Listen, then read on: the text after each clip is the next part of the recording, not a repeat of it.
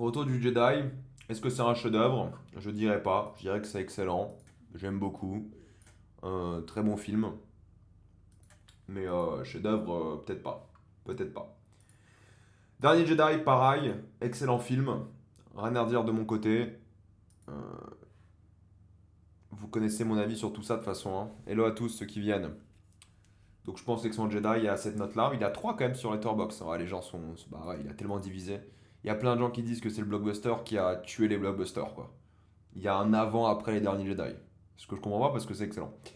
Donc ça, vous connaissez mon avis, je vais pas en refaire des caisses. Northman, moi j'ai adoré aussi, honnêtement. C'est une sorte de Conan le barbare, mythologique, fun, assumé, d'action, à la fois psychédélique, nordique. Non, en vrai, c'est cool. Moi, j'aime beaucoup de Northman. Je comprends qu'il divise, mais moi, j'ai vraiment une expérience cinéma de fou. Je l'ai pas revu depuis la séance au cinéma, j'avoue, mais en salle, c'était mortel. Top Gun Maverick, lui, il reste en chef-d'œuvre. Je pense que c'est l'un des meilleurs blockbusters qu'on ait eu ces dernières années, tout de même, hein. Pas grand-chose à dire de ce point de vue-là. C'est bien meilleur que le premier, d'après moi. Je suis pas un énorme fan du premier, je le trouve sympa, mais sans plus. Mais là, pour le coup, franchement, Top Gun Maverick, c'est ouais, c'est ce qu'on appelle faire un blockbuster, quoi. C'est l'énorme grand spectacle, tout est hyper bien ficelé, c'est géré de ouf, enfin, c'était nickel, quoi. C'était une surprise, hein. Moi qui suis pas fan du premier de base, je m'attendais pas à autant trouver celui-ci impressionnant et réussi. Non, franchement, exceptionnel. Exceptionnel Top Gun Maverick. Je l'ai pas revu depuis la séance en salle, mais c'est le genre de film que j'ai pas envie de revoir chez moi, tu sais. C'est le genre de film, je me dis, bah voilà, c'est c'est un film de salle, c'était un spectacle hors du commun, et ça s'arrête là, quoi. Mais un jour, je le reverrai, je remettais ma note à jour en fonction de si je change d'avis, quoi, classique. Désolé, je suis un peu fatigué, hein. Harakiri, t'as adoré? Ah bah les Kurosawa, hein. Bah après, si t'as vu Harakiri, je pense que t'as vu tous les trucs de Kurosawa de samouraï. Mais moi, je les ai pas tous vus d'ailleurs. De Prestige, j'adore. De Last of Us, j'adore. Le jeu et la série. Ouais, commence avec les 7 samouraïs, Yojimbo. Après, il y en a plein que moi j'ai pas vu. J'ai pas vu Throne of Blood, j'ai pas vu Barberousse. Il y en a plein. Pacific Rim, je sais pas que c'est un chef-d'œuvre, mais moi je trouve que c'est excellent. C'est le meilleur film de robots géants et de kaiju qui existe. C'est d'un fun assumé et maîtrisé avec une mise en scène de malade. C'est monstrueux. C'est monstrueux Pacific Rim, honnêtement. Il n'y a rien qui est mauvais, quoi. Pour ce que c'est, hein, un blockbuster d'action fun. Je veux dire, moi, ça reste l'un de mes moments préférés de cinéma de l'histoire. La scène où il prend le paquebot et il tape le monstre avec, c'est ça le cinéma, en fait, tu vois. C'est exactement ça. Donc, c'est l'une des scènes les plus iconiques de l'histoire. Est-ce qu'on peut se la mettre? Je sais pas si je peux la mettre sans me faire détruire par TikTok, quoi. Mais franchement, c'est l'une des scènes les plus incroyables du monde. Après, si je commence à montrer des scènes de tous les films dont on va parler, on va jamais s'en sortir, quoi. In Bruges, moi je trouve ça excellent. In Bruges en français c'est Bon baiser de Bruges, si je dis pas de bêtises. Excellent, franchement. Martin McDonagh, moi j'aime beaucoup en tant que cinéaste. Le duo Colin Farrell, Brendan Gleeson, ouais c'est ça. Ralph Fiennes aussi, c'est vrai, il est dedans. Super, rien à redire. Un vrai plaisir. Surtout quand ils ont refait équipe l'année dernière ou il y a 2 ans là concernant The Banshees of Inisherin. Donc c'était vraiment excellent, rien à dire. Moi j'adore Bon baiser de Bruges. Promesse de l'ombre, Cronenberg, l'une des meilleures perfs de Viggo Mortensen, mon acteur préféré, exceptionnel. C'est un film hyper maîtrisé de gangster à la Cronenberg. C'est génial. Si vous n'avez pas vu celui-ci, honnêtement, il vaut clairement le coup. Allez-y. Le robot sauvage, j'ai vu en VO ou en VF, j'ai vu en VO. Gladiator 2, j'en ai fait des vidéos si ça t'intéresse. Donc Promesse de l'Homme, si vous l'avez pas vu, stop. Si vous aimez Viggo Mortensen, Cronenberg, génial. Et si vous aimez les films de gangsters, c'est génial. Inside Llewyn Davis, je devais le descendre à excellent. Je sais pas si je dirais que c'est un chef-d'œuvre aujourd'hui, mais j'aime beaucoup Inside Llewyn Davis. Je trouve que c'est touchant, c'est bien joué, c'est maîtrisé. Oh, je vais peut-être le monter à chef-d'œuvre, je sais pas. Pour moi, il y a quelques petits soucis quand même. Il fait trop un peu mélo à certains moments, mais j'adore Inside Llewyn Davis, ça reste un excellent film, donc il n'y a aucun problème. Et c'est là que moi j'ai découvert Oscar Isaac, je pense comme beaucoup de personnes, et depuis il a percé. 12 Years a Slave, moi j'ai trouvé ça assez génial aussi. Je l'ai pas revu depuis la salle, hein, si je dis pas de bêtises. Moi j'adore Steve McQueen, je trouve que c'est un super metteur en scène. Chiwetel Ejiofor, malheureusement, il n'a pas eu la carrière que je pensais qu'il allait avoir après ce rôle. Lupita Nyong'o, il a gagné l'Oscar, si je dis pas de bêtises, pour celui-ci. Non, 12 Years a Slave, moi je trouve ça très très bien. Et c'est vrai que c'est un des films sur l'esclavage les plus marquants de ces années-là, quand même, de ces deux dernières années. Qu'est-ce qu'il y a eu d'intéressant sur l'esclavage américain récemment? Pas grand-chose, hein.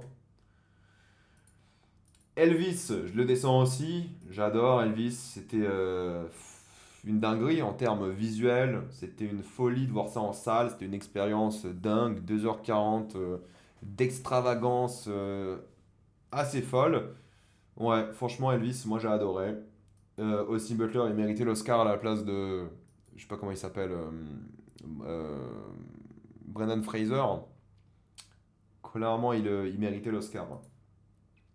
J'adore Elvis. Decision to Live, je laisse à chef-d'œuvre. Avec le temps, ça devient l'un de mes Park Chan-wook préférés. C'est tellement maîtrisé.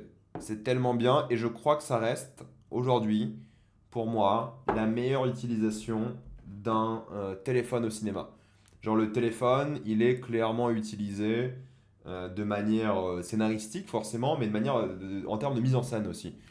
J'ai jamais vu une aussi bonne utilisation du téléphone parce qu'en général, les thrillers, ils les font souvent bah, tu sais, dans les années 90, 80. Ils osent pas trop aller grappiller l'ère du smartphone ou lorsqu'ils jouent sur l'ère du smartphone, au final, ils jouent pas vraiment avec le smartphone. Là, c'est un truc tout bête, hein. C'est pas le truc le plus important dans le film, le smartphone, mais ils l'utilisent vraiment. Et c'est l'un de mes thrillers préférés avec le temps.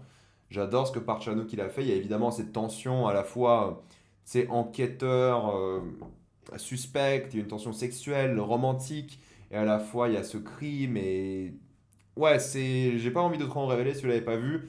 Franchement, Park Chan-wook qui a eu une carrière de malade, hein, ça c'est évident, mais celui-ci, moi, il m'a vraiment beaucoup marqué. Et j'y pense assez régulièrement pour le coup. Je trouve que c'est aussi les meilleures transitions que vous allez voir dans un Park Chan-wook, ou pas loin des meilleures, c'est du porn, hein. Je vous dis, en transition porn, ça y est. Hello, Ramen. Bah, je parlerai de The Thing et les notes que je lui mettrai plus tard, quoi. Quand on arrivera aux notes. Mais ouais, Decision to Live, moi je laisse. Je pense que c'est un chef-d'œuvre. J'aime bien Prisoners, oui. Sicario, le premier, je vais le descendre à 4 je dirais. Est-ce que Sicario, le premier, c'est un chef-d'œuvre? C'est très bon, Sicario, hein. Franchement, c'est très très bon. Denis Villeneuve, je trouve qu'il arrive à créer une ambiance assez folle. C'est un scénario de. Ah, j'ai pas envie de vérifier parce que je l'ai sur le bout de la langue. C'est le mec qui a écrit Yellowstone, qui a écrit plein de séries récemment, qui a fait Wind River aussi. Sicario, comment il s'appelle? Oh, bon, je vais checker, j'ai oublié, pardon. Ah, Taylor Sheridan, c'est ça, Taylor Sheridan. Bon, Taylor Sheridan, je trouve qu'il arrive bien à créer des histoires, ouais, un peu de gangsters et de l'Amérique rurale. J'ai pas encore vu Yellowstone, je sais, je suis à la ramasse sur ça, faut que je le voie. J'adore Sicario. Est-ce que c'est un chef-d'œuvre? Je sais pas. Mais franchement, Sicario extrêmement efficace, un très bon moment. Et moi, je défendrais toujours le deuxième. Pour le coup. Mais je pense que si je le revois, je dirais que c'est un chef-d'œuvre. Genre, mais bon, je sais pas. Comme ça, ça me choque. Tu vois, j'ai pas envie de me dire, putain, c'est le chef-d'œuvre, quoi, tu vois. Enfin bon. Top 3 Villeneuve. Ah, Villeneuve, il a des bons films. Je sais pas si top 3 Villeneuve. Je sais pas. Merde, j'ai pas renoté. Ouais, non, mais je laisse 4. 4, c'est bien. Au pire, je changerai d'avis un jour quand je le reverrai. Dune, le premier, je le descends à 4. Aussi le premier, j'adore le premier. Chef-d'œuvre, je sais pas, honnêtement. Je préfère le deuxième. Le deuxième gardera la note de 4,5. Le premier, bah, c'est un super film d'introduction, hyper bien géré, bonne politique, beaux enjeux, mise en scène de malade. C'était, je crois, mon film préféré de 2021, mais c'est vrai que c'était pas non plus une année de malade 2021. C'est normal, hein, ils ont tout décalé à cause du Covid et des choses comme ça. J'adore le premier Dune, franchement, rien à dire. Peut-être si je le reverrai un jour, je mettrai 4,5, mais pour l'instant, comme ça, au feeling, tu vois, c'est toujours un peu au feeling, je garde cette note. Joker, on va le descendre en bon petit 3 quand même, parce que oui, pour un film de super-héros, c'est mortel, tu vois. Je trouve qu'ils font quasiment rien. Mais ouais, 3,5, 3,5. Joker, je vais être généreux, j'aime bien. J'aime bien, c'est peut-être pas le film le plus original, mais je pense qu'il mérite le détour. C'est une approche intéressante au genre du super-héros. Mais si on le note en tant que film en soi, je pense que c'est une bonne note qui est méritée. C'est un bon film, oui, c'est un peu facile et tout. Mais il crée une ambiance et moi je le défends tout de même. Dommage pour la suite, hein, mais bon. Dunkerque, est-ce que c'est un chef-d'œuvre? Je vais mettre 4 à Dunkerque. J'adore Dunkerque, je trouve que c'est l'un des meilleurs Nolan d'ailleurs. J'adore. Mais chef-d'œuvre, c'est un grand mot quand même. On garde ça pour les grands films. Est-ce que j'ai vu la saison 2 d'Arcane? Bah, j'en fais des vidéos toutes les semaines concernant Arcane. Ouais, mais Joker, c'est ça le truc, c'est que si t'as vu King of Comedy, Taxi Driver et tout, Joker, c'est un peu en repompage, mais en réalité, ça reste bien, tu vois, c'est un peu dur de juger de ce point de vue-là. Bon, Dunkerque, j'adore. Django, moi j'adore aussi. Chef-d'œuvre, je sais pas. De toute façon, je vais les revoir, les Tarantino, avant qu'il sorte son prochain film, un jour. Je vais tous les revoir, ça c'est sûr, j'ai envie de les redécouvrir. Mais peut-être un peu long, peut-être il en fait un peu trop des caisses, ce qui marche pas aussi bien que dans Kill Bill. J'en sais rien. Honnêtement, je dis des trucs comme ça parce que longtemps je l'ai pas vu. Mais il est très bien, hein. Je veux dire, c'est excellent, c'est top. Moi j'adore Django Unchained. Pareil, Inglourious Bastard, ce que je mets à 4 aussi, même chose, hein, voilà, hyper efficace, top, rien à dire, quoi, Tarantino est fort. Jurassic Park 1, moi je vais aussi le descendre à 4. Moi, c'est le genre de film que j'ai carrément revu à la baisse, et je dis pas ça de manière négative parce que j'adore, mais c'est vrai que c'est un peu long, surtout le début, genre, et c'est bien, hein, c'est introductif et tout, ça reste un excellent film, hein, je dis pas. 4, c'est un excellent film. Mais c'est vrai que j'ai été moins impacté en le revoyant, il y a plein d'idées, il gère beaucoup les passages avec les dinosaures, mais c'est que le reste, c'est pas aussi bon, je trouve. Il y a une ambiance clairement Amblin, voilà, c'est Spielberg, hein, il n'y a aucun problème. Mais j'adore hein, le premier. Mais chef-d'œuvre, j'ai un peu du mal. Je le reverrai peut-être à la hausse. Je sais pas si je vais tous me les refaire pour la sortie du prochain qui sort là dans quelques mois. Mais, enfin, quelques mois, dans 7 8 mois, mais quand même, ça reste excellent. Die Hard 4, moi je dis. 3, pardon. 3, oula, attention. Die Hard 3, écoutez, moi Die Hard 3, je le trouve excellent aussi. Je le préfère peut-être au premier, même si le premier, il est vraiment. Le problème du premier de Die Hard, c'est qu'il est vraiment hyper efficace de tous les points de vue. Il n'y a pas une scène à enlever, c'est top comme film Die Hard 1. Mais Die Hard 2 3, pardon, le 2 il est pas si fou que ça. Die Hard 3, il est vraiment. Le titre est mortel déjà. With a Vengeance, et c'était vraiment ça. Tu vois, c'était vraiment. Ils ont poussé le concept à bout. Le fait d'avoir cette relation avec Samuel Jackson, elle est incroyable. C'est génial. Die Hard, absolument mortel. Donc le 3, j'adore. Si vous l'avez pas vu, foncez. Écoutez, moi, Blade Runner 2049, je vais laisser, hein. Je vais laisser le 4,5. Je pense que c'est un chef-d'œuvre. Je pense que Denis Villeneuve, il a créé pareil une ambiance assez inégalable. J'ai quelques soucis dans l'intrigue et tout, mais honnêtement, avoir réussi à faire une suite à Blade Runner, juste ça, c'est un miracle. Juste ça, c'est un miracle. Hâte de voir la note de Joker s'effondrer. Je viens de le faire, Joker, il y a 2 minutes. 2049. C'est à la fois une suite qui joue forcément avec un peu le passé, c'est normal, c'est ce qu'on appelle une suite, hein. Mais je trouve que c'est très très fort justement parce qu'il arrive à faire son propre truc. Parfois de manière un peu moins intéressante, je trouve que l'intrigue un peu révolutionnaire, c'est pas ce qui m'intéresse le plus, elle est pas assez exploitée. Mais j'ai mis 3,5 à Joker en disant que c'est du repompage, mais que ça reste intéressant et que c'est cool à voir quand même pour ce que c'est quoi. Mais Blade Runner, ouais, je pense qu'il reste à mes yeux un chef-d'œuvre. Blade Runner 1, ouais, il reste aussi un chef-d'œuvre. Je vais peut-être pas lui mettre 5, mais c'est un film que je dois revoir aussi. Mais en fait, je réfléchis, mais il n'y a pas grand-chose à dire de négatif sur le film, hein. Honnêtement, c'est un thriller détective noir de science-fiction assez parfaitement réalisé, extrêmement bien joué. T'as une ambiance inégalable, musique de Vangelis hors du commun. Faudrait que je le revoie, mais c'est qu'en réalité, bah, ça fait partie de ces films qui sont immenses et pour moi, ouais, meilleur of all time, hein. Je pense qu'on va mettre 5. C'est un film que t'oublies pas. Et je pense que c'est un film qui est meilleur, pour ceux qui l'ont vu, qui se sont par exemple ennuyés, c'est un film qui est meilleur la deuxième fois, pardon. Parce que la première fois, tu sais pas trop ce que tu regardes, tu sais pas dans quelle direction ça va aller, tu sais pas c'est quoi les enjeux. La deuxième fois, et surtout, faut regarder la version, alors là, ça va être compliqué, la version, c'est quoi, c'est Final Cut? Est-ce que c'est la Director's Cut qu'il faut regarder ou la Final Cut? Je sais plus. Mais de toute façon, tout le monde est d'accord pour dire, et vous trouvez facilement sur internet, quelle est la meilleure version du film. Ça, y a aucun doute, tout le monde peut trouver sans trop de difficulté. Mais il y a une version qui est clairement meilleure que les autres et tout le monde est d'accord pour dire que c'est la meilleure. C'est la Final Cut, hein, c'est ça. Parce qu'il y a plein de versions de Blade Runner, c'est ça qui est pénible et chiant.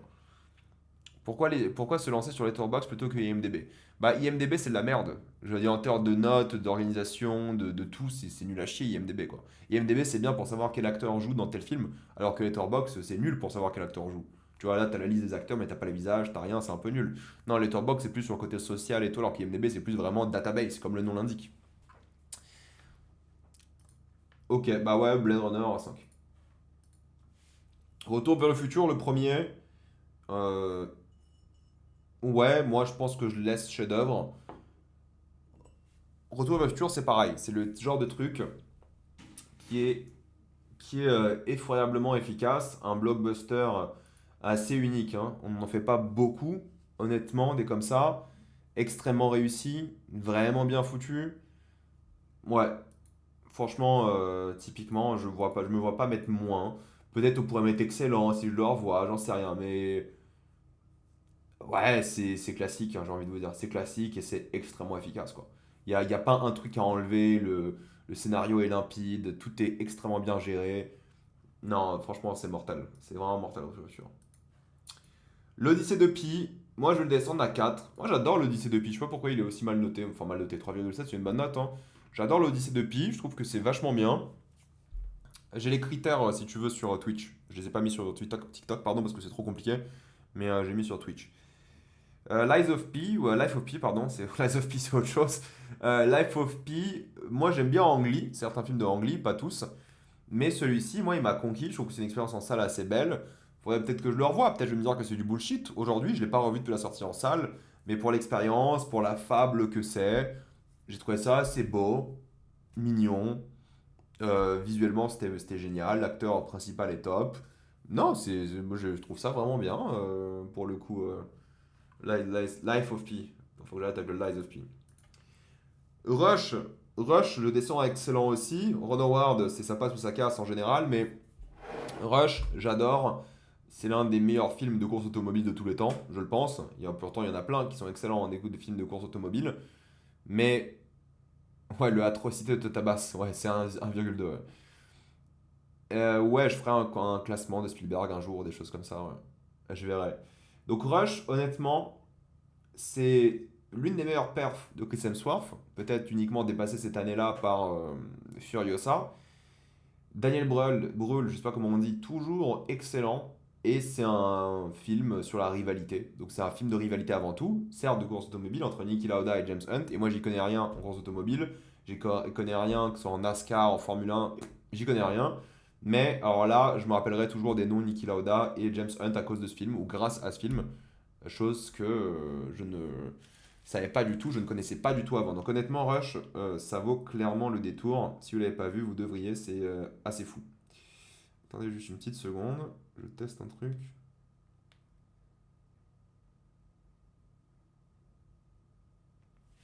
Ok. Ok, Rush, mortel. Beautiful Mind, toujours Ron Howard. Ouais, moi je le descends à 3,5 celui-ci. Pourquoi? Parce que la première partie, elle est fantastique. C'est un mec, un génie quoi. Première partie fantastique. Deuxième partie qui parle d'un sujet très précis que je n'ai pas envie de vous spoiler, j'ai envie de vous dire, hein, est beaucoup moins bien quoi. Ça tombe dans un délire d'un désintérêt total qui se casse un petit peu la gueule. Donc honnêtement, j'ai un peu du mal à conseiller. Enfin, non, c'est pas que j'ai du mal à conseiller, c'est que je trouve vraiment bien, très cool, et il y a des trucs intéressants. Mais la deuxième partie se casse un peu la gueule et est assez triste à voir, et pour le personnage de Une, mais surtout pour ce que ça raconte. Pourtant, la première partie, vous allez commencer le film, vous allez vous dire, mais c'est le meilleur film de tous les temps. Et plus ça avance, plus ça se casse un peu la gueule. Mais ça reste bien, je vous le conseille, hein. Ratatouille, chef-d'œuvre, je pense que ouais, je pense que ça fait partie de ces Pixar qui méritent clairement l'appellation chef-d'œuvre pour plein de raisons différentes. Je pense que c'est l'un des Pixar les plus maîtrisés, de loin, des mieux, des plus touchants, des plus intéressants sur ce qu'elle raconte aussi par rapport au cinéma, forcément. Ouais, ça fait partie de ces chefs-d'œuvre, je pense, de l'animation, qui vont jamais réellement vieillir. qui seront vraiment intemporels, que tout le monde va adorer. Faudrait que je le revoie, hein, mais moi je pense qu'il n'y a rien à retirer de Ratatouille, hein. C'est parfait. Parfait, j'exagère, mais c'est excellent. Une application similaire à Letterboxd, mais pour les séries. Oui, ça s'appelle Serialized, dont je ferai un tour un jour pour renoter toutes mes séries, parce que là aussi j'ai des trucs à noter. Inside Out, le premier, je le descends à excellent. Je trouve qu'il est extrêmement efficace, absolument génial. Pareil, une efficacité assez forte dans l'émotion, l'animation qui est en plus très cool, dans ce que ça veut raconter, dans les thématiques. Non, Inside Out, vice versa 1, top. Nemo, Nemo, je vais être un peu méchant, je descends à 3,5.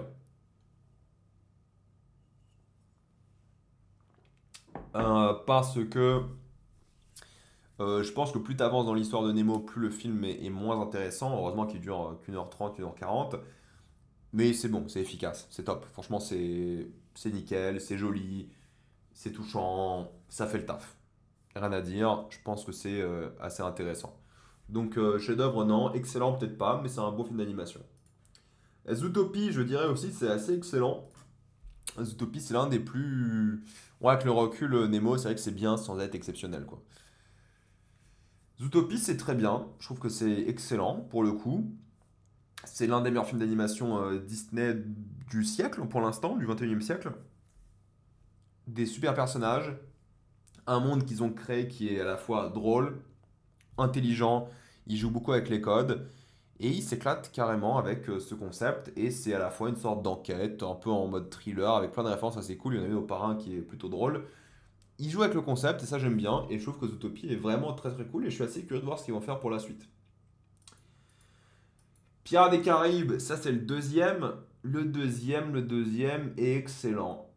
Le deuxième, je dirais même que c'est un chef-d'œuvre. Je préfère le premier. En fait, je suis en train de réfléchir parce que le premier, pour moi, c'est un chef-d'œuvre.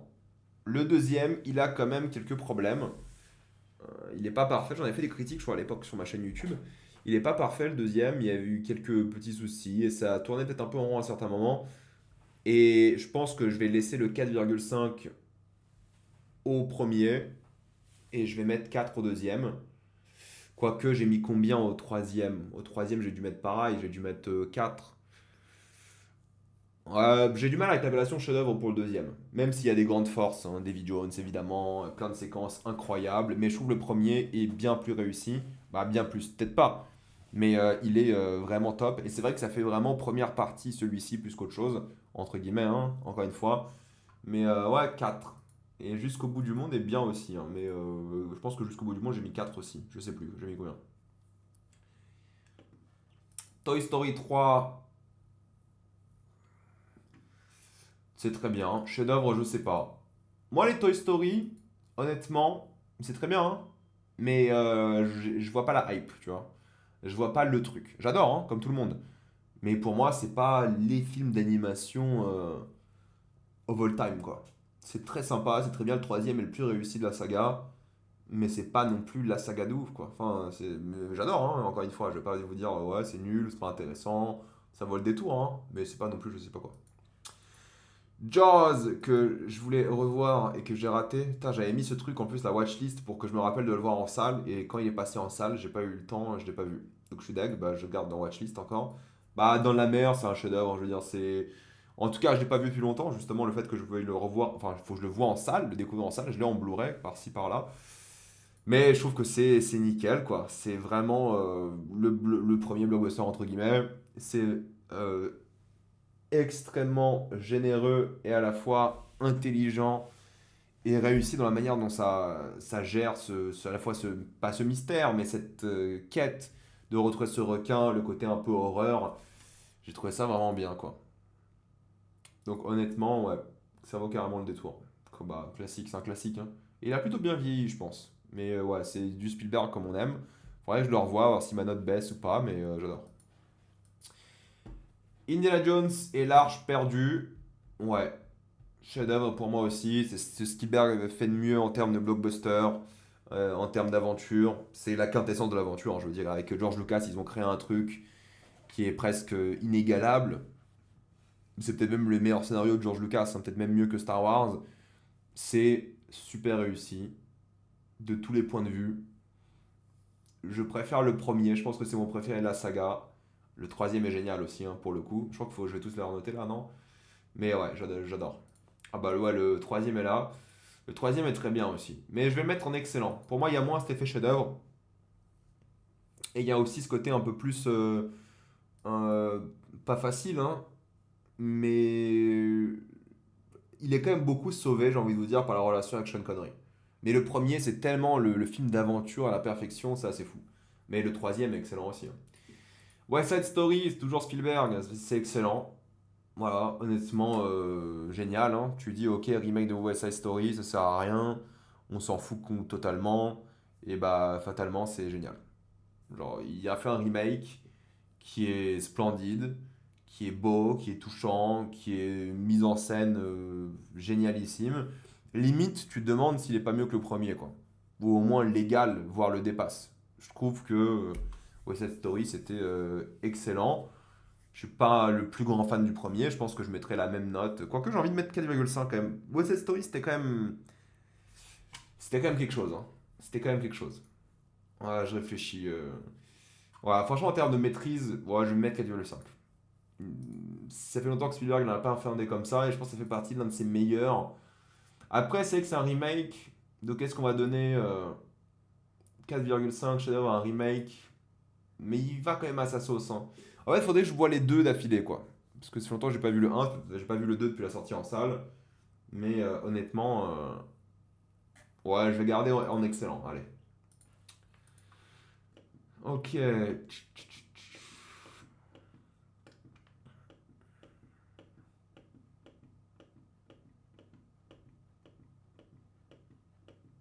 On ouvre tout ça.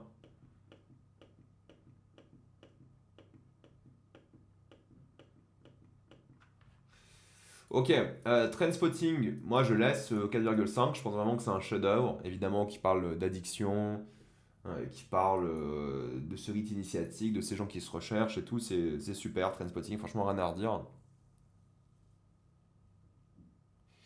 Je suis allé voir de Substance hier en salle, incroyable, mais je sais pas pourquoi dans la salle les gens rigolaient. Bah, je trouve que c'est tout à fait normal de rigoler un peu à l'absurdité des dernières séquences du film de Substance. C'est tout à fait compréhensible et je comprends pourquoi les gens rigolent. Moi aussi, je voulais rigoler un petit peu. Je le faisais discrètement, quoi. Mais c'est tellement risible. C'est surtout au moment où elle prend son fer à lisser sur l'un de ses cheveux. Mais c'est un peu le but, tu vois, c'est sentir un peu cette empathie-là. Mais je pense pas qu'il rigolait en mode. Je sais pas, après, je connais, j'étais pas là de ta séance, hein, mais tu sais, c'est un peu des rires en mode. Tu sais, de compassion, quoi. Et c'est tellement ridicule et risible ce que tu vois que. Voilà. Slumdog Millionnaire, pareil, je trouve que c'est potentiellement le meilleur de Danny Boyle avec Steve Jobs. Super. C'est touchant, c'est beau. J'en ai parlé avec beaucoup de personnes, surtout des Indiens, qui m'ont dit que pour l'instant, c'est le meilleur film sur l'Inde, entre guillemets. Genre, si tu veux savoir c'est quoi l'Inde, c'est ça qu'il faut regarder. Bon, après, il se parlait sûrement des films occidentaux, hein, mais il a dit c'est ça. Ça, c'est l'Inde. Si tu veux comprendre ce que c'est, tu regardes ce film, t'as compris. Hello à tous qui sont arrivés, hein. Donc ouais, Slumdog Millionnaire, j'adore et ça bouge pas. John Wick chapitre 2, excellent, j'adore. Bon, le terme chef-d'œuvre est peut-être un peu costaud, mais John Wick, génial. Shrek 1, Shrek 1, je dirais que c'est excellent. Et c'est le 2 qui va prendre chef-d'œuvre dans la gueule, ça c'est sûr. Mais Shrek 1, c'est l'anti-Disney par excellence. C'est ce qu'il nous fallait. En termes de grand public, d'animation, c'était top. Dragon 2, c'est excellent aussi. Rien à dire. C'est le meilleur de la trilogie. C'est super. Le cercle des poètes disparus, c'est excellent. C'est beau. Rite initiatique touchant. Plein d'acteurs qui ont percé en plus. Pas mal de scènes mémorables, iconiques. Non, clairement, Dead Poet Society, excellent. Drive, excellent aussi, je dirais. Peut-être. Ah, je sais pas si. Non, c'est pas mon préféré de Refn. Peut-être je préfère Pusher 2 de Refn, je sais pas. Mais j'adore Drive, comme tout le monde. Et je trouve que il mérite un peu ce côté culte pour l'ambiance, pour la musique, pour l'acting. Je trouve que Gosling fait un très bon taf. Et moi, je défendrai aussi son deuxième film avec Refn, Only God Forgives. Ah, Drive, je trouve ça excellent. Le Prisonnier d'Azkaban, je trouve que c'est de loin le meilleur Harry Potter de la saga. Genre, il explose vraiment tous les films Harry Potter. Tu te demandes vraiment pourquoi ils n'ont pas essayé d'imiter ce que a fait Quaron ici, parce que c'est tellement bien et intelligent et inventif. Franchement, si Harry Potter continuait comme ça, c'était vraiment de l'une des meilleures sagas de tous les temps. Mais bon, Harry Potter, c'est devenu tellement médiocre par la suite que c'est dur à recommander en tant que saga, quoi. Gone Girl, c'est génial. Je pense que Fincher, il mérite son chef-d'œuvre là. Faudrait que je le revoie, je l'ai pas vu depuis la salle, hein, pour le coup. Mais honnêtement, Gone Girl, c'est quelque chose, hein. Faudrait que je le revoie. Manque, je descends 3,5 parce que c'est pas le film le plus mémorable avec le temps de Fincher, mais je trouve ça quand même bien, c'est maîtrisé. Gary Oldman il est top, il y a plein de trucs trop cool. Non, Manque, c'est très bien. Dommage, j'aurais peut-être apprécié le voir en salle pour le coup. Zone of Interest, excellent, ouais. Mais il n'y a aucune personne sérieuse qui pense que Harry Potter c'est la meilleure saga. Enfin, en termes de saga, Harry Potter c'est moyen en réalité. Zodiac, c'est excellent. J'ai du mal à dire que c'est un chef-d'œuvre, Zodiac. Faudrait que je le revoie, Zodiac, c'est longtemps que je l'ai pas vu pour le coup, ça fait au moins quelques années.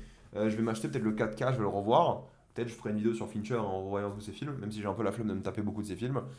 Mais ou peut-être je ferai juste une vidéo sur Zodiac, je sais pas, en fonction de mes envies. Mais j'adore Zodiac. Ou peut-être je ferai une vidéo genre Zodiac 7, c'est les deux thrillers de Dave Fincher. Peut-être je le ferai plutôt comme ça. Parce que si je me retape Zodiac, j'aurais envie d'en parler, je pense. Mais Zodiac, c'est assez génial aussi, hein. Franchement, c'est top. Il n'y a rien à dire. En termes d'ambiance, je pense que lorsque les gens ils pensent à un thriller sur des serial killers, ils pensent à Seven de une forcément. Mais ensuite Zodiac. Et si vous avez aimé, ceux qui ont vu Mindhunter et vous n'avez pas vu Zodiac, regardez Zodiac. Et ceux qui ont vu Zodiac et qui n'ont pas vu Mindhunter, regardez Mindhunter. Non, Zodiac, j'adore. Chef-d'œuvre, je sais pas, mais top. First Man, je trouve que c'est excellent aussi, pour le coup. Voilà, c'est le film. C'est pas le film qui a le plus bidé de Damien Chazelle parce que Babylone existe, mais moi j'adore First Man, quoi. Je trouve que c'est excellent. C'est très bien. C'est différent de ce qu'il fait d'habitude, en reprenant un peu les codes. Moi j'adore First Man. On n'est pas beaucoup adoré First Man. C'est peut-être pas le film qui a le plus marqué la pop culture, mais moi j'adore First Man. Spider-Man 2, c'est excellent, rien à dire. C'est le meilleur film de super-héros avec Logan et quoi d'autre? Quoi d'autre? Ouais, ces deux-là, quoi. Grosso modo. Rien à dire, c'est excellent. Hunt for the Wilder People, moi je trouve ça excellent aussi. Je trouve que c'est l'un des meilleurs et plus intéressants de Taika Waititi. C'est un rythme initiatique. Sam Neill, il est excellent dedans. Il est top. The Dark Knight, ouais, The Dark Knight. J'ai oublié le meilleur, quoi. The Dark Knight, t'as raison, hein. Suicide Squad aussi, ouais. Spider-Verse aussi, ouais. Ouais, vous avez raison, il y en a pas mal. With All People, si vous n'avez pas vu, ça fait partie des bons films de Taika Waititi, même si je pense que moi, il a toujours fait que des bons films. Mais celui-ci est l'un des meilleurs et il est vraiment touchant et beau et intelligent et c'est... Faut aimer son humour, hein, mais il est très bon. Pareil pour What We Do in the Shadows, que je descends à 4 que moi je trouve excellentissime. La série d'ailleurs est top, hein, il est en train d'être diffusé là, elle est bientôt finie. Je crois qu'elle se finit dans 3 semaines, je crois, la série, pour toujours. La saison 6 là, en pleine diffusion, la série est exceptionnelle. Le film, pareil, l'humour est génial. C'est The Office avec des vampires en film, et c'est super quoi. Jojo Rabbit, moi j'adore aussi. Chef-d'œuvre, encore une fois, c'est un grand mot. Mais j'adore Jojo Rabbit. Je pense que c'est. Je vais me faire bannir de Twitch là, j'imagine, avec les croix gammées. Bref, c'est super beau. C'est une idée assez folle qu'elle avait dans un livre que je trouve vraiment réussi. Il s'est éclaté avec. Je trouve qu'il est complètement fou dedans. Et il raconte quand même une histoire qui fonctionne et qui parle de choses évidemment sérieuses. J'adore Jojo Rabbit. C'est peut-être son meilleur film. Training Day, moi je descends à 4. Je pense pas que c'est un chef-d'œuvre, même si c'est excellent. Bon, évidemment, il y a plein de choses excellentes. Bon, Denzel, deuxième Oscar pour Denzel. Antoine Fuqua, je trouve pas que c'est un réalisateur extrêmement intéressant. Mais après, bon, ils sont amis avec Denzel depuis 1000 ans, quoi. Mais Training Day, ça reste très très bien. Je sais pas ce que je peux vous dire sur Training Day, au fait. Mais si vous l'avez pas vu, c'est très bien. Chef-d'œuvre, je pense pas. Mais j'adore Training Day, surtout pour Denzel et Ethan Hawke. Et l'un des personnages les plus mémorables, il s'appelle comment? Alonso, il s'appelle c'est quoi son nom dans Training Day à Denzel? C'est Alonso, je crois, non? Bref. Annihilation, c'est excellent. J'adore aussi. C'est mortel.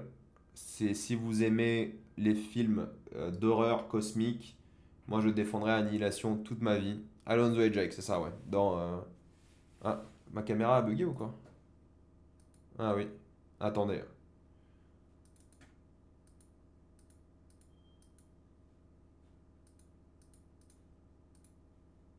Qu'est-ce qu'il m'a fait là? Hop.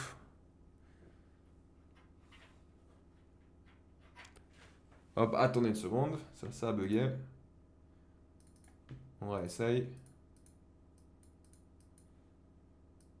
Voilà, normalement c'est revenu. Ouais, Annihilation, j'adore, ça fait partie de mes films d'horreur préférés. En termes d'horreur cosmique, c'est nickel, rien à dire. C'est un truc à voir, Annihilation, si vous aimez ce genre d'horreur. Dommage qu'il ne soit pas sorti en salle, si je dis pas de bêtises, chez nous en France, et directement sur Netflix, ou l'inverse, je sais plus si c'est sorti en salle chez nous. J'ai pas de souvenir d'en avoir vu en salle en tout cas, je sais plus. Mais j'adore Annihilation. Jarhead, moi, je le descends en 3,5. Pourquoi? Parce que c'est bien. J'aime bien Sam Mendes. C'est un film sur l'ennui, la guerre et tout. Pas forcément le plus intéressant et le plus brillant, mais c'est très bien. Excellent, je sais pas, mais en vrai, Jared, je trouve ça cool. Skyfall, excellent. Skyfall, l'un des meilleurs James Bond, sans aucun doute. L'un des plus intéressants, l'un des plus intrigants, l'un des plus réussis, tout simplement. Rien à dire. Franchement, Skyfall, étonnamment très bien. Voilà. Ouais, Jared 3,5, c'est très bien 3,5. Est-ce que Jared c'est excellent? Je sais pas si c'est excellent, Jared. J'y pensais. Mais Skyfall c'est excellent. Ah merde, ouais, 4 Skyfall. Ouais, on pourrait dire que Jared c'est l'un des films les plus intéressants. Ouais, je sais pas. Faudrait que je le revoie peut-être, mais Skyfall 4 c'est bien. Scarface, ça reste, je pense, un chef-d'œuvre. Brian De Palma, c'est le Rise and Fall classique, l'un des plus iconiques, l'un des plus intéressants, l'un des plus incompris par des rappeurs de merde, l'un des plus cultes, classiques pour une raison. C'est une plongée dans une époque, dans une ambiance, dans la psyché d'un personnage pardon, qui perd complètement la tête, qui est complètement corrompu par ce système dont profitent aussi les Américains. C'est un film assez intéressant. Et en même temps, bah ouais, Al Pacino, une performance de malade. Tout le monde joue super bien. C'est évidemment iconique. Y a rien à dire.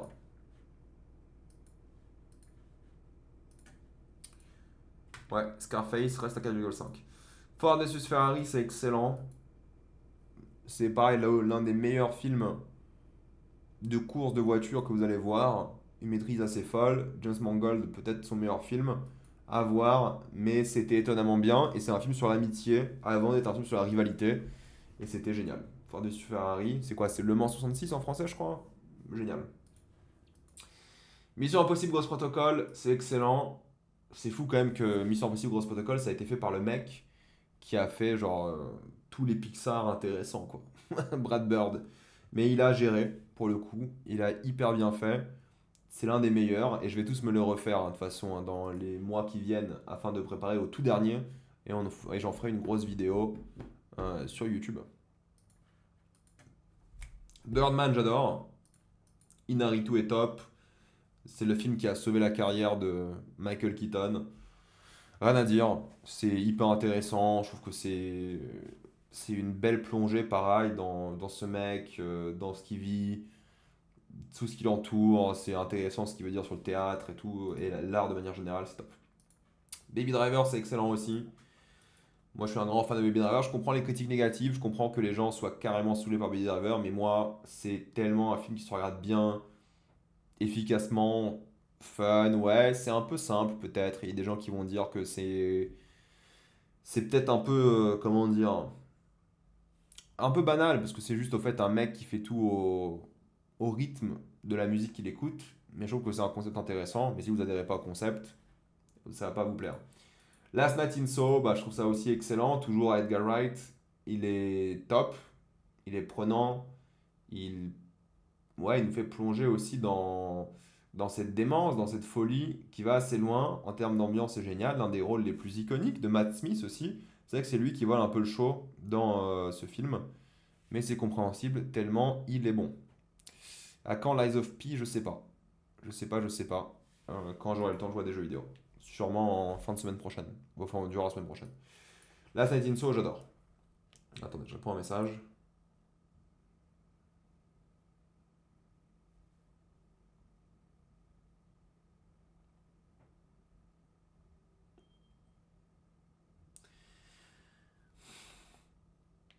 Ok. 500 Days of Summer, ou je sais pas comment on appelle ça en français, je crois que c'est le même nom en français. J'adore, l'une des comédies romantiques préférées, même si tout le film il te dit que c'est pas une comédie romantique. Le seul film de Mark Webb qui est bien, si je dis pas de bêtises, c'est touchant, c'est drôle, c'est bon, c'est maîtrisé, c'est top quoi. Et pourquoi c'est pas une comédie romantique? Parce que c'est pas vraiment une histoire d'amour au final, c'est plus l'histoire d'un mec qui a envie d'une histoire d'amour et qui se fait carrément, pas ghoster, hein, mais qui se fait ignorer par une meuf. Et c'est l'histoire de lui qui essaie de s'en remettre, quoi. Donc c'est trop bien. Voilà. Moi j'adore Fred Andrews Summer, c'est l'une des feel good movies, je sais pas. Mais c'est assez brillant, je trouve, dans plein de points de vue. Phantom Thread, ça reste chef-d'œuvre, hein. Désolé de le dire, Phantom Thread, l'un des meilleurs Paul Thomas Anderson, l'un des plus intelligents. Tu vois clairement qu'il a une maîtrise claire et nette de tout ce qu'il doit faire dans le film. Bon, évidemment, Daniel Day-Lewis, exceptionnel, mais Vicky Krieps, qu'on a connu, j'ai envie de vous dire, dans ce rôle. Avant, on la connaissait pas trop, et depuis, elle enchaîne les rôles, et ce qui est vraiment cool. Elle est incroyable, elle vole même peut-être le show à certains moments à ce fameux Daniel Day-Lewis. C'est l'un des plus beaux films que vous allez voir de votre vie. C'est l'un des plus intelligents, avec l'une des fins les plus mémorables. C'est l'histoire d'un couple toxique, hein. C'est ça un peu l'histoire. Je ne vais pas vous en révéler un peu plus que ça. D'un homme obsédé par son talent et cette relation terrible qui débute. Et moi j'adore. Je trouve que c'est exceptionnel. Collatéral de Michael Mann, c'est d'une efficacité rare aussi. Je le descends à excellent. Je pense pas que c'est un chef-d'œuvre, mais en termes de film d'action, le duo Tom Cruise, Jamie Foxx, trop drôle. Il y a une vibe, hein, clairement, un peu Die Hard 3, non pas dans les personnages et tout, mais dans l'aventure à deux qui n'est pas souhaitée, quoi. C'est un peu le même concept, c'est-à-dire que il y a ce truc où dans Die Hard 3, ils font leur aventure ensemble alors que c'était pas du tout prévu. Et là, c'est un peu pareil, même si là, c'est plutôt Tom Cruise au virage qui force et qui joue un vrai méchant d'ailleurs, je trouve vraiment bien. En termes de film, ouais, d'action à ambiance, c'est l'un des plus maîtrisés de Michael Mann et j'adore. Il y a une vibe Miami Vice assez évidente, mais bon. Irishman, moi je maintiens que c'est un chef-d'œuvre, hein. Irishman, je suis désolé, hein, moi je trouve que c'est une belle épopée complètement folle dans une œuvre un peu plus testamentaire, hein. En fait, quand tu vois ce film-là, tu peux tellement te dire que voilà, c'est le dernier film de Martin Scorsese parce que il est connu beaucoup pour ce film de gangster, évidemment, mais pas que, hein. Et là, il fait une œuvre de gangster testamentaire, un vieux gangster qui vieillit, qui refuse, on va dire, son âge de une, mais de quitter ce monde alors que tout le monde autour de lui le quitte. C'est triste comme film de sentir autant d'empathie pour ce gangster, et à la fois, je trouve que c'est pas une seconde d'ennui. Moi, je l'ai vu au cinéma, celui-ci, pour le coup. J'ai eu de la chance, j'étais en Pologne quand il est sorti, je l'ai vu au cinéma. À la maison, je sais pas comment ça peut le faire, honnêtement, mais au cinéma, moi, j'ai trouvé ça magnifique. Et moi, je pense que ça fait partie de ces chefs-d'œuvre de Martin Scorsese. Tiens, j'ai vu sur TikTok Albin, merci pour le cœur, Hugo pour la rose, Esteban pour le tofu. C'est bien, je suis vegan, t'as bien fait. Et point d'interrogation pour le cœur, c'est gentil. J'ai pas vu la. En fait, la dernière vidéo du Raptor sur les sagas, je l'ai commencé. Je me suis dit, ok, je vais regarder un petit peu. Je vais voir à quel point ces deux connards vont m'énerver. Et j'ai pas tenu 3 minutes, ce qui d'habitude n'est pas mon cas. Mais euh, j'ai pas pu. J'ai pas pu. J'ai pas pu continuer. Je vous jure, j'ai dit, mais c'est deux tocards qui comprennent rien, qui disent des trucs à la con, des trucs homophobes, des trucs de. C'est une dinguerie. C'est une dinguerie. Et j'avais pas envie de donner encore plus de visibilité à ces deux cassos dangereux. Mais j'ai essayé, tu vois, je me suis dit, peut-être ils font un truc drôle, sketch, mais non, c'est juste des homophobes, quoi. C'est juste des gros homophobes crétins, quoi. C'est vraiment des mauvaises personnes, tu vois. Il y a des gens que tu peux ne pas aimer et dire que c'est pas forcément des mauvaises personnes, mais eux, tu dois ne pas les aimer et tu dois aussi comprendre que c'est vraiment des grosses merdes, quoi. C'est vraiment des enculés de leur race, quoi. Je suis désolé de le dire comme ça, hein, mais il n'y a rien de bien chez eux, quoi. C'est terrible. Mais bon, je parle du Raptor et de l'autre mec, là, c'est qui, ce Papacito, et quand ils ont fait la vidéo sur les films ensemble. C'est vraiment des losers. Je vous jure, c'est vraiment... c'est des losers. Bref. J'ai essayé de regarder, je me suis ouvert d'esprit, peut-être. Mais non, c'est vraiment des... Ils sont pathétiques, quoi. C'est tout ce que... C'est dommage. C'est tout ce qui va pas, au fait, aujourd'hui, dans l'influence d'extrême droite. Le fait que l'influence d'extrême droite existe tout court. Mais au fait, les entendre parler d'art, déjà, c'est terminé. Déjà que c'est deux crétins de base. Tu vois, ils ont pas un neurone à deux, quoi. Alors là, tu entends parler de films et tout ce qu'ils disent que, ah putain, lui, il est gay. La femme, elle doit faire ça, elle doit sacrifier. Ouais, j'ai pas tenu. Tu sais, j'ai skip à des moments de la vidéo. Je me suis dit, peut-être il y a une vraie critique, tu vois. Peut-être. Non, non, non, non. C'est des losers. C'est vraiment des losers. Silence, moi je maintiens que c'est un chef-d'œuvre. Pour le coup, Silence, c'est ce que devrait faire le Raptor et Papacito, mais en réalité, c'est un film absolument magnifique. C'est le meilleur, je pense, de la trilogie de la foi de Martin Scorsese, avec le Christ et Kundun. Et celui-ci est magnifique. Celui-ci est magnifique. C'est une expérience tout de même, hein. Je pense qu'il n'est pas fait pour tout le monde. Je pense qu'il faut s'accrocher.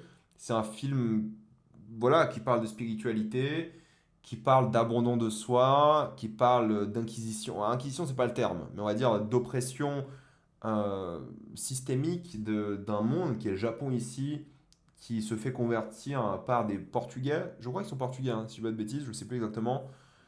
C'est hyper bien joué, c'est magnifique, c'est c'est trop trop bien, quoi. Ces films-là, bon voilà, c'est des films de Martin Scorsese sur la foi, donc il se passe pas grand-chose. C'est pas non plus je sais pas quoi comme film en mode en termes d'intrigue, mais l'ambiance, l'univers, c'est extrêmement maîtrisé et ça fait partie pour moi de ces chefs-d'œuvre de Martin Scorsese, quoi. Moi j'ai adoré, je l'ai en Blu-ray en plus. Je trouve que c'est un grand film. The Man from Uncle, moi j'adore. C'est étonnant à quel point ce film est cool et qu'il n'y ait jamais eu de suite. Genre honnêtement, pour une fois qu'Henri Cavill il joue quoi. Enfin je l'aime bien, hein, Henri Cavill, hein. Et pour une fois qu'il joue, Armie Hammer et la relation avec lui est géniale. Alicia Vikander, top. Mise en scène de Guy Ritchie, il s'éclate avec le concept. C'est peut-être le dernier vrai. Non, il y a eu Gentleman entre temps. J'ai pas vu de films de Guy Ritchie qui sont sortis cette année, enfin cette année, ces dernières années, parce que Guy Ritchie il abuse, il fait trop de films. Et c'est souvent de la merde, enfin de la merde, c'est souvent genre. C'est jamais de la merde, c'est toujours un peu ok, tu vois. Mais celui-ci, il marque. Je trouve vraiment, en termes de comédie, d'action, d'espionnage, c'est top, quoi. Enfin, il y a tout ce qu'il faut où il faut. Ça reste une comédie d'action, c'est génial, c'est maîtrisé, tu t'éclates. Jim and Andy, ça c'est le documentaire sur Jim Carrey qui fait le film Man on the Moon, si je dis pas de bêtises. Est-ce qu'il y a marqué? C'est Man on the Moon, c'est ça. Man on the Moon qui est un film que j'ai pas trouvé excellent, personnellement. J'ai pas trouvé ça très très bien. J'ai trouvé ça cool, hein, et puis Jim Carrey est très bon dedans. Mais peut-être j'ai pas connecté parce que moi, Andy Kaufman, ça m'a jamais. Tu vois, c'est pas mon univers, c'est pas ma culture. Je pense que c'est pas le cas de beaucoup de personnes. Genre, qui connaît Andy Kaufman dans le chat, sauf si vous avez vu le film et le documentaire. Mais le documentaire est excellent parce qu'il parle à quel point Jim Carrey c'était un énorme fils de pute sur le tournage du film et à quel point c'est un énorme connard durant toute la production du film. Et Jim Carrey est interviewé durant le film et il admet que c'est une grosse merde, quoi. Il a dit bah ouais, j'aurais jamais dû faire ça. Et il a fait des choses affreuses, quoi. Tu vois, en tant que mec, c'était la diva, méthode acting catastrophique et c'est intéressant de voir cet aspect de Hollywood où même lui, Jim Carrey, il arrive, il dit bah ouais, tu sais, il a fait ce film pour se pardonner un peu de ce qu'il a fait et il a dit bah j'aurais jamais le pardon parce qu'en vrai tu sais, il a gâché des carrières de certaines personnes, tu vois, il a traumatisé des gens, c'était vraiment une enflure. Et il en a lui-même a souffert. Bon alors, il a souffert de ce qu'il a fait en faisant des choses horribles, donc c'est un peu dur de sentir de la compassion, de l'empathie pour ça. Mais le documentaire sur Netflix est trop bien. Ouais, Armie Hammer était accusé de cannibalisme. Ouais, ouais, ouais. Ouais, c'est aussi pour ça qu'il n'y a jamais eu de suite. Il y a Armie Hammer, mais il fait son retour, Armie Hammer, on verra bien. Mais enfin, le cannibalisme, c'est un truc, mais il y avait aussi l'histoire d'agression sexuelle et tout. Ok, que t'envoies des messages à des meufs que tu veux les bouffer, tu vois. Bon, c'est de manière cannibale, c'est un peu bizarre, mais ça peut être un kink un peu étrange. Ça veut pas dire que tu veux forcément bouffer et être cannibale. Mais ouais, c'est les agressions sexuelles le problème. C'est surtout ça, en fait, c'est pas le cannibalisme. Jim and Andy, c'est très bien. Vol to du coucou, c'est un chef-d'œuvre. Honnêtement, Miloš Forman, je trouve qu'il a fait un film qui est devenu la référence ultime hein, pour les films d'hôpital psychiatrique. Ce qui est vraiment fort, bon, Jack Nicholson, rien à dire, mais il y a un côté un peu, je sais pas si la comparaison va être très juste, mais vu qu'on l'a vu tout à l'heure, il y a un côté un peu le cercle des poètes disparus, mais avec des gens à l'asile, si vous voyez ce que je veux dire. Il y a une sorte de rite initiatique, mais dans un système qui est tellement oppresseur et qui empêche les gens de s'exprimer, d'être eux-mêmes, parce que vu que c'est des gens à l'asile et c'est des fous, entre guillemets, ils sont considérés comme de mauvaises personnes de base. Et honnêtement, c'est très bon. Moi j'adore ce film. Il se passe pas grand-chose, encore une fois, c'est vraiment un film, c'est un slice of life de ces gens-là, quoi, qui vivent ici, et ça montre à quel point ils sont complètement... ouais, ils sont complètement, j'ai envie de vous dire, oppressés, c'est le mot, ouais. Ils souffrent alors qu'ils devraient pas autant souffrir. C'est ça le problème. Enfin bon, attendez une seconde.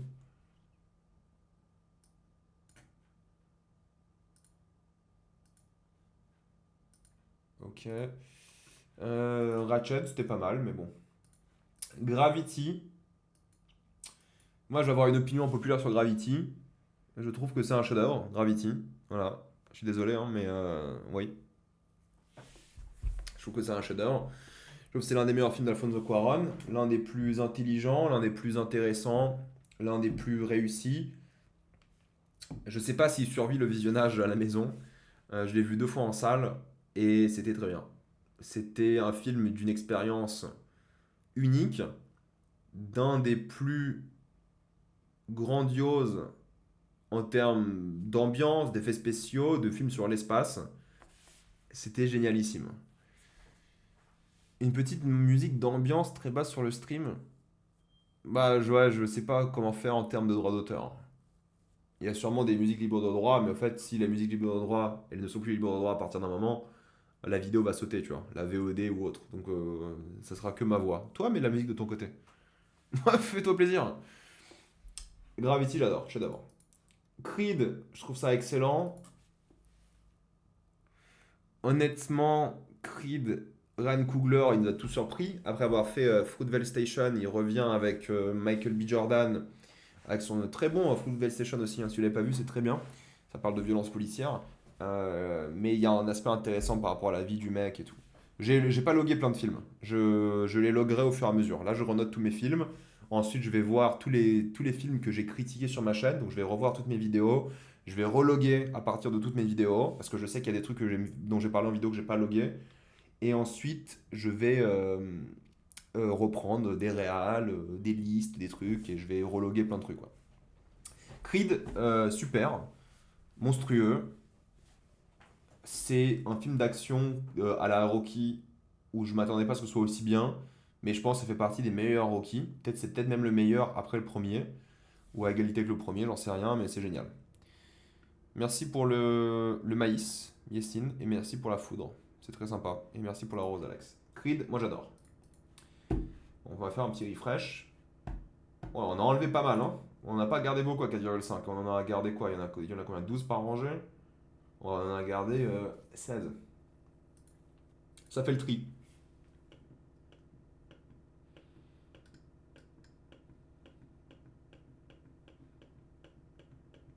J'en ouvre plein. On va essayer de tous les noter un peu plus objectivement.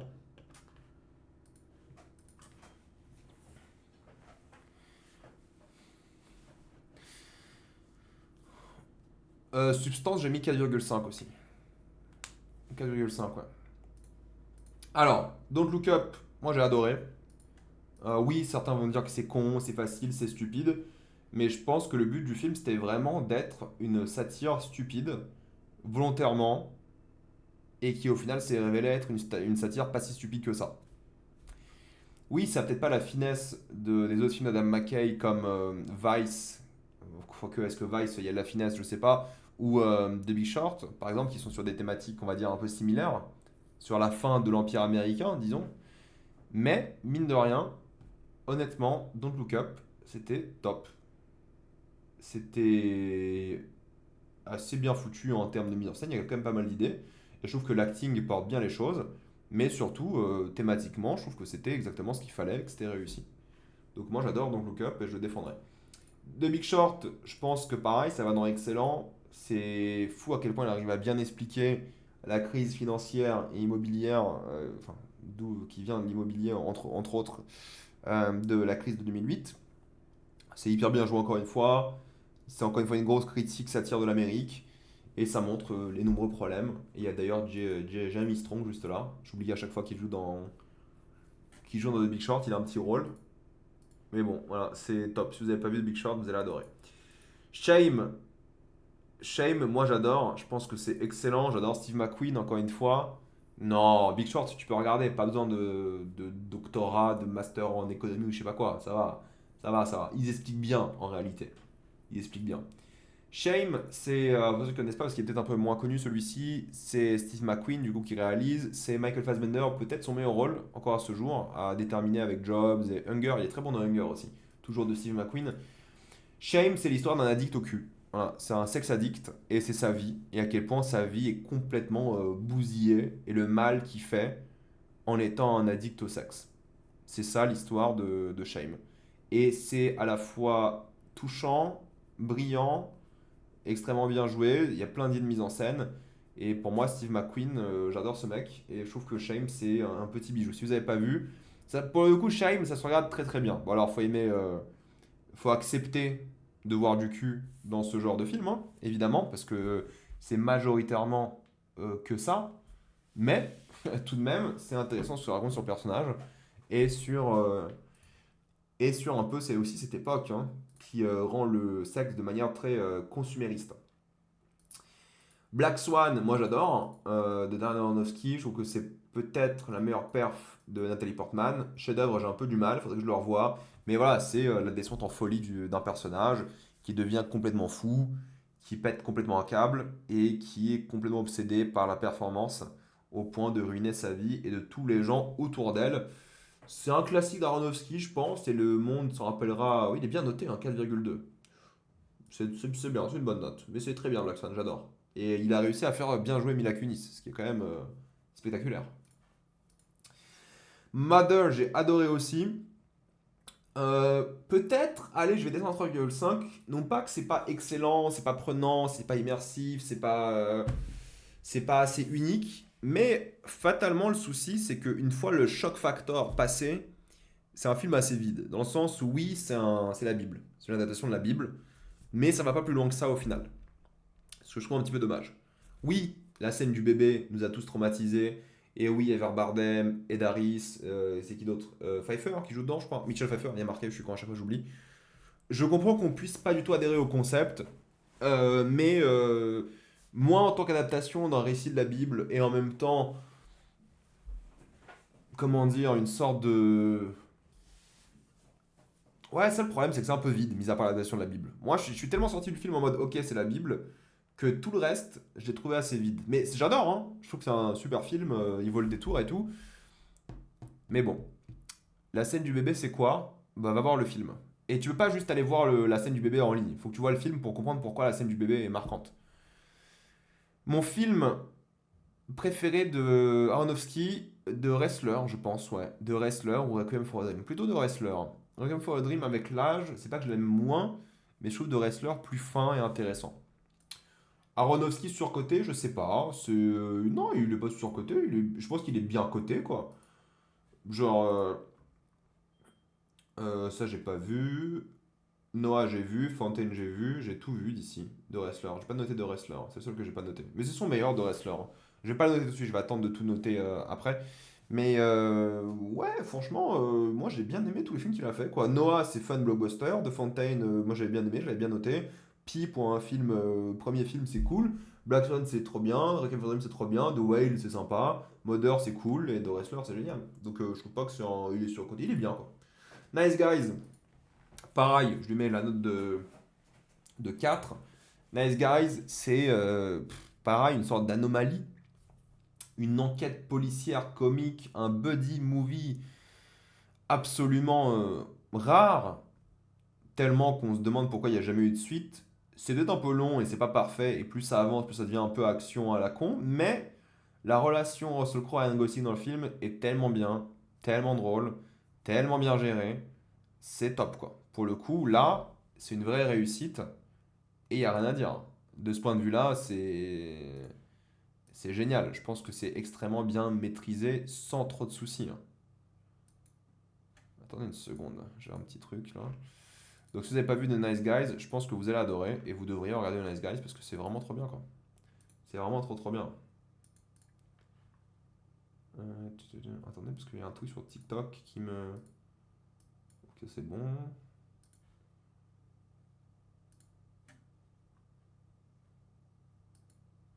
Non ok bon.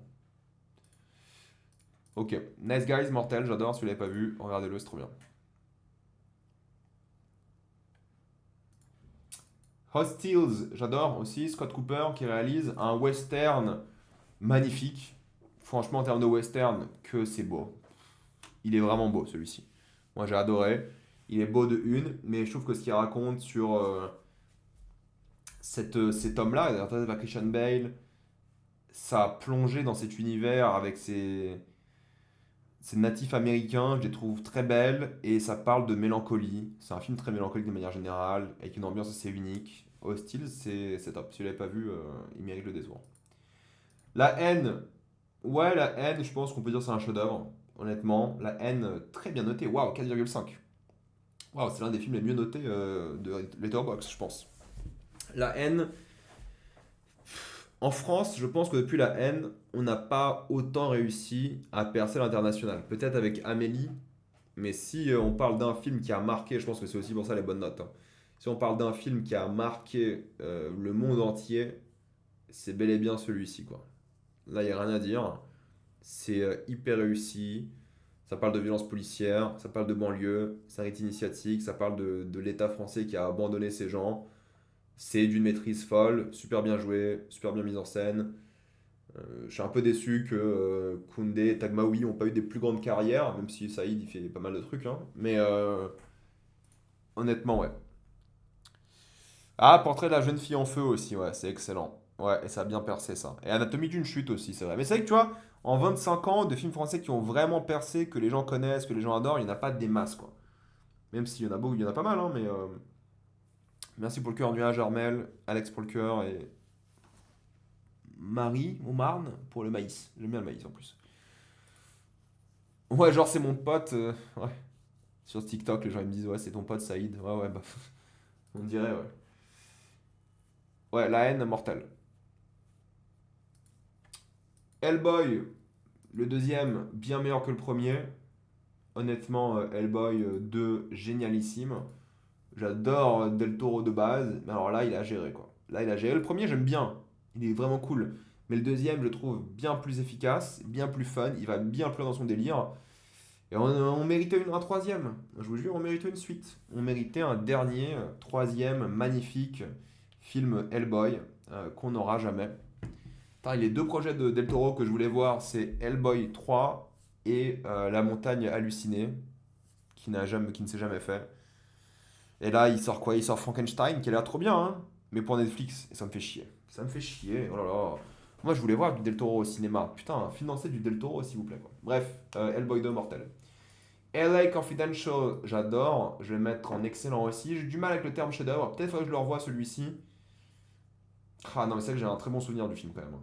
Et un très bon souvenir, je me rappelle de beaucoup de scènes. Ça fait partie de ces films noirs d'enquête à la fois angoissants, qui parlent de corruption, de trahison, il y a une tension sexuelle évidente. Faudrait que je le revoie, les Confidential, honnêtement. Moi, j'avais adoré. Chef-d'œuvre, je sais pas. Je sais pas. Je sais pas. Mais ouais, 4 c'est bien, c'est une très bonne note quand même. Ouais, Link of Convention, ça a inspiré beaucoup de films, mais c'est aussi inspiré de beaucoup de films par la suite. Mais ouais, Guy Pearce, il est excellent. Kevin Spacey, classique. L'un des premiers grands rôles de Russell Crowe. C'est spécial, hein, pour le coup. C'est pas l'ambiance la plus attendue de ce genre de film. Ouais, je sais pas. Franchement, vous savez quoi? Je vais garder ce chef-d'œuvre et faut que je le revoie. Allez, je vais mettre dans la watchlist. Faut que je le revoie. Kubo et l'armure magique. Moi, je suis un énorme fan de l'armure magique. Je trouve que c'est l'un des meilleurs films d'animation de ces dernières années. J'adore ce que Laika, c'est Laika, je crois, le studio, hein, a fait dessus. J'ai acheté le Blu-ray là qui va arriver dans quelques semaines. J'adore l'armure magique. C'est un film d'animation que je trouve magnifique. Claude Lelouch, j'avoue que j'ai pas vu grand-chose de Claude Lelouch. Faudrait qu'on fasse le point après sur Letterboxd pour voir ce que j'ai vu. Mais quand je ferai mon live avec tous les où je prendrai tous les réals et je verrai ce que j'ai vu, pas vu à chaque fois, que je les rajoute et log. Genre, je crois que David Lynch, j'en ai log aucun, tu vois. On se faisait la remarque dans le dernier live. Pourtant, David Lynch, j'en ai au moins deux ou trois où je vais mettre 5. Mulholland Drive, Lost Highway et peut-être Elephant Man, je vais mettre 4,5, tu vois. Et Eraserhead aussi. J'ai pas vu Twin Peaks, désolé. Et j'ai pas vu les autres, je crois. C'est le seul, faut que j'envoie la liste. Donc pareil que Claude Lelouch, je crois que j'ai rien vu de. J'en ai peut-être vu un, quoi. Je sais, mais faut que je vois la liste à chaque fois. Ouais, Clouseau, non, j'ai pas encore sorti ma. Putain, j'ai pas... faut que je sorte ma vidéo avec Zoltan sur YouTube. Parce qu'avec Zoltan, on en parlait, Clouseau, justement. Parce que lui, l'un de ses films préférés, spoiler de la vidéo, c'est Le Salaire de la peur. Et il m'a dit de regarder Les Diaboliques. Et c'était quoi? Appartement. Non, je sais plus c'était quoi le. L'un de ses plus connus aussi. Merde, je l'ai sous le bout de la langue. Dans la tête, j'ai appartement mais, et coloc, mais c'est pas ça. Bref. Au 21, c'est ça. C'est un bit au 21. Je sais pas pourquoi j'avais un truc. Appartement, parce que je pensais au numéro, ouais. Le Corbeau aussi. J'ai juste vu le salaire de la peur, moi, de Clouseau. Mais il faut que je la regarde. Et le salaire de la peur, je l'ai acheté en 4K, là. Faut qu'il arrive bientôt. Bref, on met ça de côté. Ça, Kubo, armure magique, c'est mortel. Axel Ridge, j'adore. Je vais mettre 4. Chef-d'œuvre, peut-être un peu du mal avec le terme. Mais Axel Ridge, je trouve que c'est un. Le problème avec Mel Gibson, c'est qu'il est fort, cet enfoiré, quoi. En termes de mise en scène, le mec a que des bangers. Genre Axel Ridge, Braveheart, Apocalypto. Bon, Passion du Christ, c'est bien. Chef-d'œuvre, je sais pas, mais c'est très très bien. J'ai pas vu ça. Et Flight Risk, c'est son prochain qui sort bientôt. Mais c'est vrai qu'il fait la résurrection du Christ aussi, putain. Ça, c'est vraiment n'importe quoi. En deux parties en plus. Bref.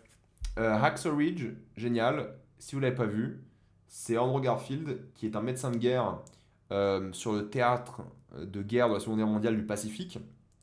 Et c'est lui qui essaie de sauver le plus de monde possible. C'est un beau message, voilà, j'ai envie de vous dire anti-guerre, non, mais enfin si forcément parce que c'est un film de guerre, même s'il y a toujours un débat sur si un film de guerre peut être anti-guerre, mais c'est surtout ouais une aventure, aventure c'est peut-être pas le terme, mais une histoire de guerre assez intéressante et folle qu'on voit pas régulièrement sur des médecins de guerre, qui est vraiment très cool et je trouve qu'en termes de mise en scène c'est l'un des plus réussis. Moneyball, en français c'est Le Stratège si je dis pas de bêtises, ça fait partie de mes films préférés américains sur le sport. Moneyball, c'est l'histoire vraie, je sais pas à quel point c'est vrai ou pas, d'un mec qui a changé le game du baseball. En gros, Brad Pitt, qui joue ce nouveau coach, refuse d'embaucher des choix qui semblent stratégiques à l'époque et il décide uniquement de se baser sur les statistiques et les maths de manière générale pour choisir ses prochains joueurs. Et en général, c'est pas toujours des meilleurs joueurs et ça a de bons effets. Et il joue très très bien Brad Pitt de une, mais aussi Jonah Hill, c'est l'un de ses meilleurs rôles et j'adore Moneyball. Uncle James, moi je laisse à chef-d'œuvre Uncle James, le meilleur film des frères Safdie. Ouais, le meilleur film, je pensais à Good Time, j'ai pas tous vu en plus. Mais honnêtement, Uncle James, c'est une frénésie folle à travers New York, le meilleur rôle d'Adam Sandler avec Punch Drunk Love, une expérience assez unique, assez folle, immersive complètement dégénéré. T'as l'impression que c'est à la fois ce capitalisme débridé d'un mec accro au pari à la fois qui est prêt à tout perdre pour rien. Et c'est une plongée dans les bas-fonds de New York que je trouve assez génial. Donc j'adore Uncle James. The Fall, moi j'adore The Fall. Est-ce que c'est un chef-d'œuvre? Il faudrait que je le revoie celui-ci aussi. Je vais garder le chef-d'œuvre. Pourquoi? The Fall, c'est l'histoire d'un homme interprété par Lee Pace qui raconte une histoire à une fille et il décide de lui imaginer cette histoire par plein de petites aventures, personnages. Et vu que c'est une fable, c'est très imagé, c'est très beau, c'est un western mais fantaisiste. C'est magnifique et touchant et j'adore The Fall. Si vous l'avez pas vu, c'est très très bien. Je crois qu'il y a une ressortie 4K qui va se faire du film, si j'avais bien lu, ou peut-être il va ressortir en salle bientôt, ou un truc comme ça. Donc si vous n'avez pas vu The Fall, regardez The Fall, c'est trop bien. Nightcrawler, je le descends à 4. Quoi en français, c'est quoi? C'est Nightcall en français? En français, c'est l'histoire d'un journaliste complètement barré et fou qui va quasiment tout abandonner pour la gloire, dont son humanité, et je vous en dirai pas plus. C'est assez intense. Qu'est-ce qu'il a fait d'autre Danny Leroy déjà? Ah ouais, l'autre film nul, celui-ci. Mais celui-ci est assez intense et ça critique justement ces journalistes de LA qui sont prêts à tout pour perdre, pour gagner en argent, en réputation, vendre, juste pour leur humanité, quoi. Juste pour leur argent et leur réputation en perdant leur humanité. Je vais pas en dire plus, c'est trop trop bien. Celui-ci est mortel et c'est ouais, l'une des meilleures perfs de Jake Gyllenhaal. Tu vois, Jake Gyllenhaal, il fait des films, parfois tu oublies qu'il est un bon acteur. Tu vois, il va faire Roadhouse, bon, ça va, tu vois. Et quand tu vas dans Night Call, tu fais OK. Et à chaque fois que je pense à Night Call, tu sais, genre, tout le monde parle de l'acting dans la séquence, dans le miroir et tout, mais c'est vraiment l'une des pires scènes du film. C'est vraiment la scène de l'excès et tout. Alors qu'en réalité, la scène qui est vraiment bien dans Night Call, c'est toutes les autres. C'est vraiment celle où il gueule pas, c'est là qu'il est excellent. Moi, j'aime beaucoup Nightcrawler. Est-ce que c'est un chef-d'œuvre? Je pense pas, mais il s'en rapproche. Her, moi, Her, je vais dire que c'est excellent aussi. En avance sur son temps. Il résonne bien par rapport à la solitude, à l'oubli, à plein de choses un peu existentielles, à l'amour qui est dans ce film. Le film à faire en duo pour des raisons hors cinématographiques, c'est le film Lost in Translation. Vous faites les deux d'un coup. Vous faites Lost in Translation, vous faites Her, et après, normalement, vous vous suicidez. Mais bon, c'est le game, hein. Non, j'adore ces deux films. Je trouve ça vraiment très très bien. Merci pour le maïs et les coccinelles sur TikTok. Marie, c'est ça? C'est gentil. Je sais pas ce que ça fait, mais c'est gentil. Rocketman, moi j'adore. Alors, objectivement, est-ce que c'est excellent? Je dirais que non. Rocketman, c'est très bien. Je pense qu'il vaut le coup. C'est l'un des biopics, alors pas les meilleurs, hein, mais l'un des biopics les plus fun et qui assume le truc que c'est un biopic, quoi. Ok, c'est un biopic musical, bon, on en fait une comédie musicale. Tu sais, c'est genre logique. Et au lieu de faire une sorte de biopic, bah alors ça reste un Rise and Fall, un classique de biopic avec les codes du biopic, mais vu que c'est une comédie musicale, bah ça change. Ça fait un peu un truc un peu différent, qui est bien, et il joue avec les codes un petit peu. Et ouais, peut-être que Rocketman est uniquement bien parce qu'on est habitué à voir des biopics de merde, genre Bohemian Rhapsody. Mais je préfère 20 fois revoir Rocketman que une fois Bohemian Rhapsody, quoi. Get Out, je trouve que c'est excellent. J'en ai déjà parlé de Get Out, hein, je pense, en live, mais c'est excellent. J'en ai déjà parlé en critique, c'est intelligent. J'ai un peu du mal avec la fin, qui va un petit peu trop des caisses, et je trouve qu'il est tombé dans des travers un peu dommage du film d'horreur. Mais Get Out, c'est excellent, j'en ai déjà parlé, je vais pas retomber dessus 20 fois, quoi. The Suicide Squad, c'est excellent aussi. Film de super-héros peut-être incompris, disons les choses. Peut-être un peu oublié. C'était un flop au box-office, ce qui est dommage, parce que c'était pas mérité. Mais The Suicide Squad, c'est l'un des plus inventifs films de super-héros de tous les temps. C'est l'un des meilleurs de tous les temps. Et je pense que c'est excellent, honnêtement. Non, je vous jure, je pense que c'est excellent. Amadeus, le plus grand biopic de l'histoire. De l'histoire de la musique, ouais. Amadeus. En biopic, est-ce que c'est le plus grand? Peut-être pas. Mais de l'histoire de la musique, ouais, Amadeus. Ray aussi, c'était bien. Mais Amadeus, ouais. Mais après, est-ce que c'est un biopic Amadeus? C'est plus un film sur une rivalité. Après, oui, tu vas me dire que les meilleurs biopics, ce sont qui parlent pas de, qui parlent d'autre chose que la personne en question. Mais oui, Amadeus, oui, oui. Et je l'ai commandé en 4K. J'attends. J'attends. J'attends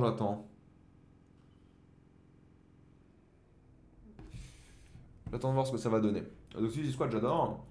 The Lost City of Z, trop bien aussi. Lost City of Z, c'est un excellent film de James Gray. Je descends à excellent.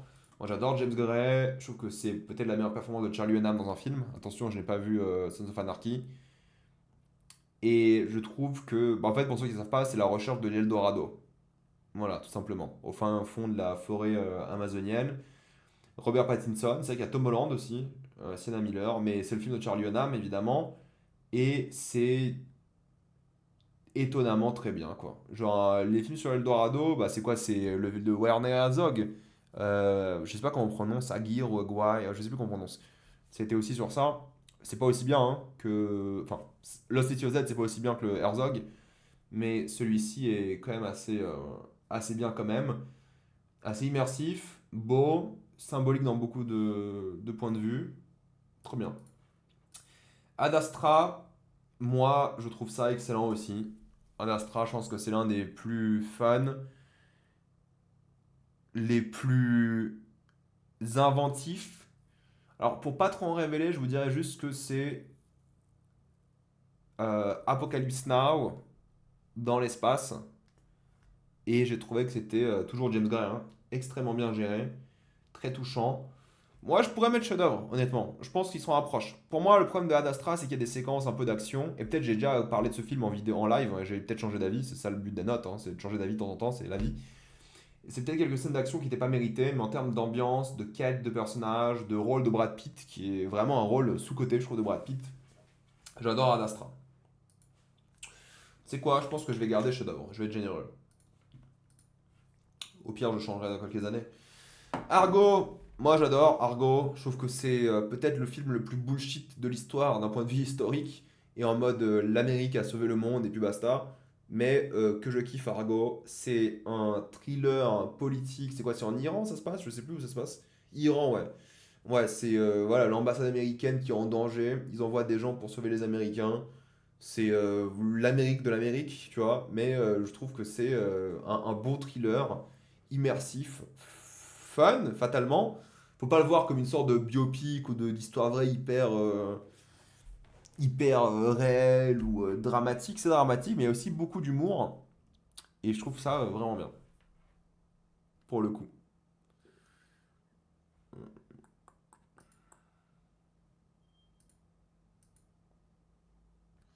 Ok, ouais, 4 c'est bien.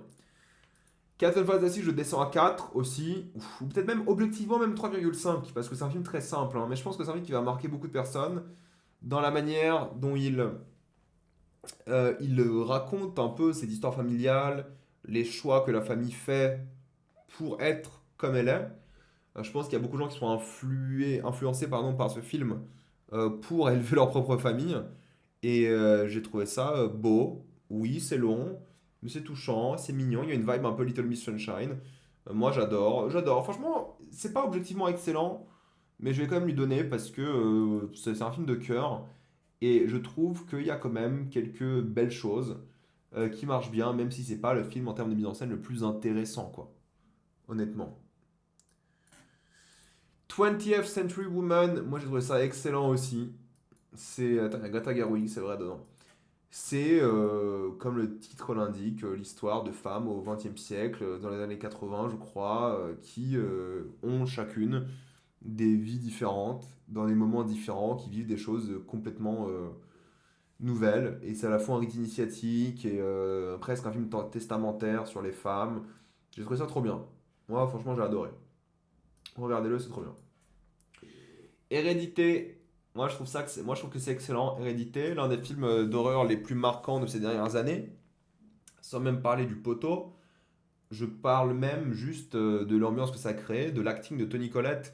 Beaucoup de personnes disent que ça reste l'une des performances les plus snobées aux Oscars, Tony Collette dans ce film. Je peux comprendre et je trouve ça magnifique comme film. Alors, je suis pas un aussi grand fan que beaucoup de personnes. J'adore Hérédité, je trouve qu'Ari Aster y gère. Ce qu'il voulait raconter sur la famille, sur l'héritage, sur ce qui est génétique, disons, sur ce qui est transmis. Et à la fois, bah, je trouve que c'est touchant, flippant, déstabilisant. Mais j'ai quand même une préférence pour Midsommar, qui me parle le plus personnellement. Mais c'est quand même très bien réédité. Aquaman, le premier, moi je trouve que c'est extrêmement généreux, que c'est vraiment pas super beau, mais c'est un pur plaisir. Franchement, Aquaman, étonnamment, c'est bien. C'est même vraiment bien. Je pense que c'est l'un des meilleurs films de super-héros qu'on ait eu. Pas genre de Dark Knight, hein. Ouais, les rediffs seront sur YouTube et Twitch, ouais. Mais honnêtement, Aquaman, le premier, le 2 c'est nul. Mais le premier, il était étonnamment frais, il était étonnamment divertissant, avec plein d'idées de mise en scène, ils se sont éclatés, et c'était... Le terme, c'est généreux, quoi. Ils ont fait n'importe quoi, en le faisant bien, pour faire plaisir, et moi je trouve ça bien. Cyrano, Edmond, j'ai trouvé ça excellent aussi. C'est Shakespeare in Love, mais pour Cyrano de Bergerac. Ça pompe allègrement d'ailleurs, hein, Shakespeare in Love. Mais c'est Cyrano de Bergerac de manière contemporaine, entre guillemets. Enfin, c'est le même délire que Shakespeare in Love, je veux dire. Tu vois, c'est l'approche contemporaine de comment le mythe de Cyrano de Bergerac a été fait. Tu vois, c'est pas du tout une approche théâtrale de l'époque ou pièce de, tu sais, de Shakespeare comme Shakespeare in Love ou de Cyrano de Bergerac, pardon. Ouais, voilà, c'est top. Moi, j'aime beaucoup. L'un des films français qui m'a le plus marqué ces dernières années. Peut-être si je le revois, je vais peut-être le revoir à la baisse, mais moi, j'ai trouvé ça trop bien. La favorite de Yorgos Lanthimos, je trouve ça excellent. Ouais, Jury numéro 2, j'en ai fait une critique sur YouTube. Ouais. La favorite, c'est vraiment trop bien dans la relation de pouvoir entre les différents personnages, ce qu'ils veulent raconter, l'ambiance que Lanthimos a réussi à imposer. Ça fait partie de ses films les plus accessibles. Donc déjà, juste pour ça, tentez, j'ai envie de vous dire. Mais honnêtement, c'est hyper bien géré de tous les points de vue. Je trouve qu'il est vraiment très bon. Et tout ce qu'il raconte sur cette famille royale et cette femme surtout. Elle a gagné l'Oscar, je crois, si je dis pas de bêtises, pour Olivia Colman, je sais plus. Mais bon, elle aurait mérité parce que c'est génial. The Red. The Red. Peut-être le film d'action le plus influent de ces 15 voire 20 dernières années. Ouais, The Lobster, c'est accessible aussi. Ouais, j'adore The Lobster. Je préfère peut-être même The Lobster à la favorite. Faudrait que je les revoie tous les deux. J'ai vu Benjamin Button, je l'ai noté, je crois. Récemment en plus. Je l'ai re-noté récemment en live. Alors de Red, ce que j'aime beaucoup, ce qui est trop bien, bah forcément c'est l'action, c'est le rythme de la narration, ça s'arrête jamais, c'est non-stop, ça tabasse, ça tabasse, ça tabasse, ça s'arrête jamais. Tous les films se sont inspirés de Red qui sont sortis par la suite. Genre si vous aimez John Wick, de Red c'est 20 fois mieux. J'exagère, hein, c'est 20 fois mieux, mais c'est John Wick, tu vois, de Red. Gareth Evans, il a fait un trop bon taf dessus, il a trop géré. Et oui, peut-être en termes de film, c'est pas exceptionnel, mais pour de l'action, c'est le sommet quoi. C'est le sommet. Tout le monde va vous dire, hein, je veux dire, The Raid, c'est le film le plus impactant de ces 15 dernières années en termes d'action. Tout le monde a essayé de faire The Raid depuis. Bon, ce qui se faisait beaucoup en Indonésie, à Hong Kong, hein, des trucs comme ça, mais celui-ci a marqué d'une manière assez impressionnante. I am not your. Je pense pas que j'ai le droit de prononcer ça sur YouTube. Super film de documentaire sur les droits américains, des personnes noires américaines. Et c'est narré par Samuel Jackson. Et c'est trop bien la manière dont il te fait comprendre les problèmes systémiques qu'il y a aux États-Unis à cause de l'esclavage et comment ils ont réussi à faire évoluer les choses. J'ai trouvé ça vraiment excellent à l'époque. Je l'ai vu en salle en plus, je crois, je sais plus, mais c'était trop bien. A Star is Born, moi j'adore aussi, je suis désolé, hein, je sais que c'est le genre le énième remake de Star is Born, mais moi, sur moi ça a marché, j'ai chialé comme une merde. J'ai trouvé que Bradley Cooper il était assez inventif et original dans la mise en scène, dans ce qu'il voulait faire, raconter. Lady Gaga est superbe dedans, c'était trop bien, honnêtement. Peut-être l'une des meilleures perfs de Bradley Cooper d'ailleurs, c'est trop bien. J'adore, je suis fan. Donc Bradley, bravo, je maintiens. Et j'ai écouté la BO comme tout le monde pendant des semaines, des mois après. Moi, je défends. Je comprends qu'il est un peu simple et classique et tout, mais trop bien. Klaus, j'adore aussi. Klaus, c'est le film d'animation de Noël par excellence. Dommage qu'il est sorti sur Netflix, mais au moins ça a permis à plein de monde de le découvrir. En termes d'animation, Klaus, c'est magnifique de une. C'est assez original et inventif. C'est ni le Disney Pixar, ni je sais pas, le Laika ou encore le Spider-Verse, tu vois. C'est un peu différent, c'est beau, c'est sur Netflix, c'est magnifique. Trop bien. J'adore Klaus, comme tout le monde. The Game Changers, c'était le documentaire sur les athlètes pardon, vegan. Ouais, c'était cool, c'était bien, c'était efficace, quoi. C'était pas grandiose. Allez, on va mettre 3.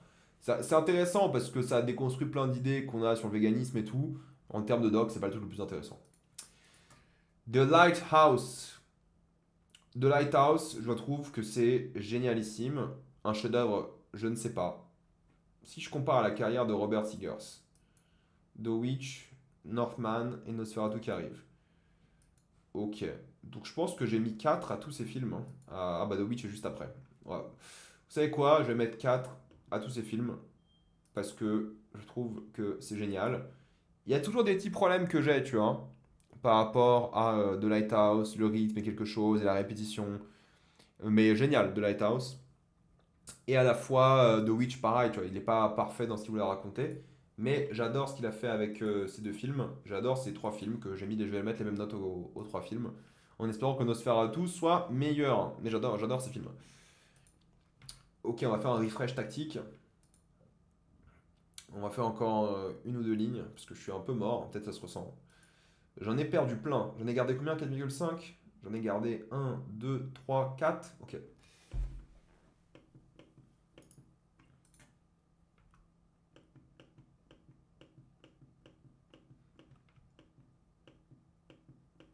Allez, je fais cette ligne-là et je m'arrête après.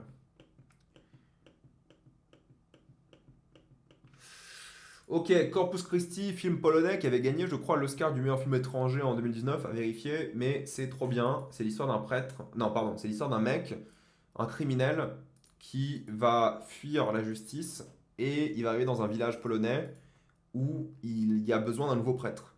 Et sauf que lui n'est pas prêtre du tout, il va faire genre c'est le prêtre du nouveau village et il aura une approche très criminelle à la chose. Et c'est très drôle, tout en étant touchant, bien mis en scène. Et l'Oscar du meilleur film étranger était mérité parce que c'était genre trop trop bien. Évidemment, il y a tout le parallèle avec la foi. Et c'est super drôle en plus, parce que vous imaginez la situation criminelle qui devient prêtre. Trop bien. Marriage Story, moi j'ai trouvé ça excellent aussi. Oui, on peut dire que c'est un Kramer versus Kramer bis ou un peu moins bien.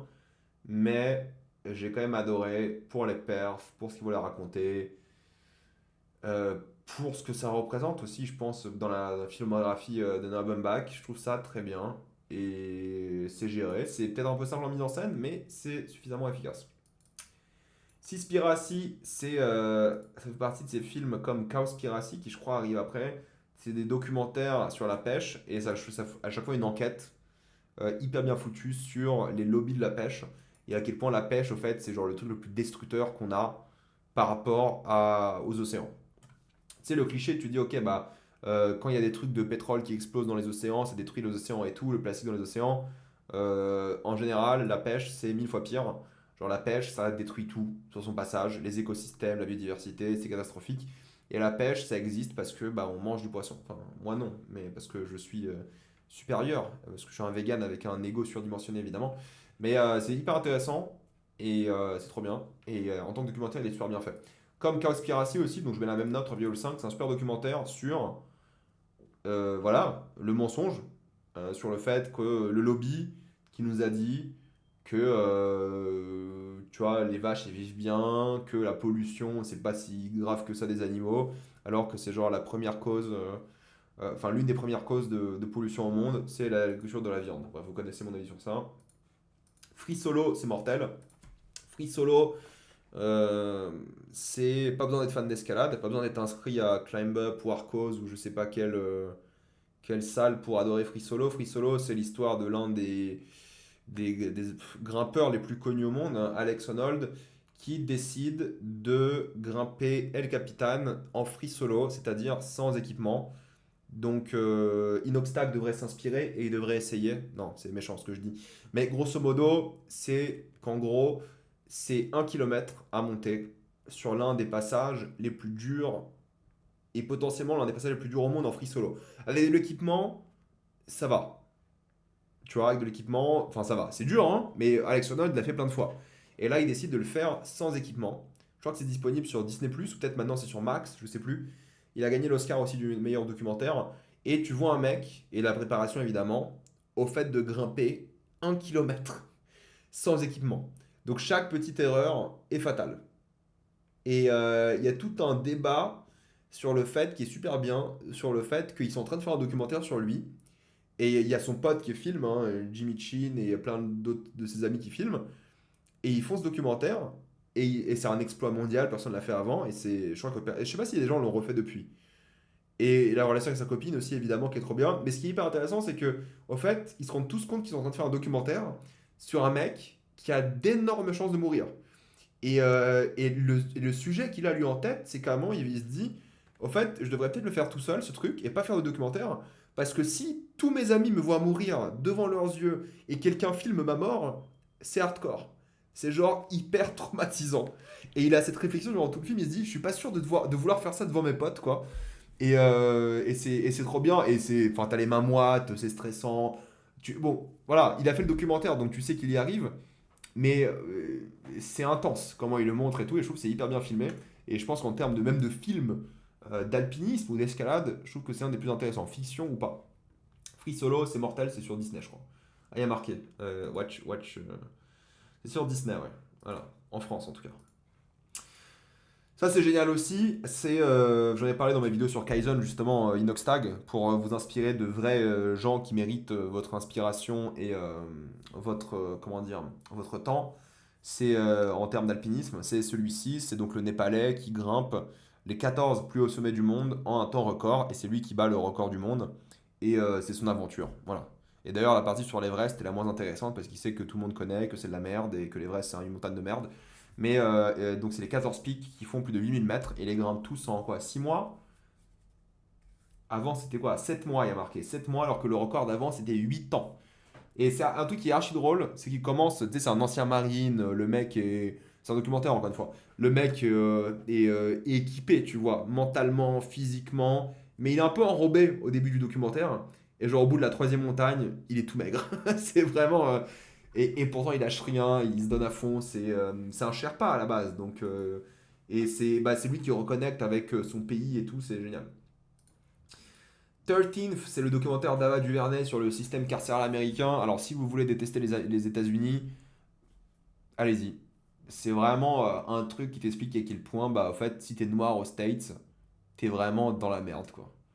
D'un point de vue carcéral, tu vas te faire déglinguer par le système et c'est génial. C'est super bien fait, intéressant, une intrigue, enfin une narration vraiment géniale, un super documentaire. I'm Thinking of Ending Things. Moi j'avais adoré, c'est le film de Charlie Kaufman. Moi j'aime beaucoup Charlie Kaufman. C'est très spécial, c'est très abstrait, très.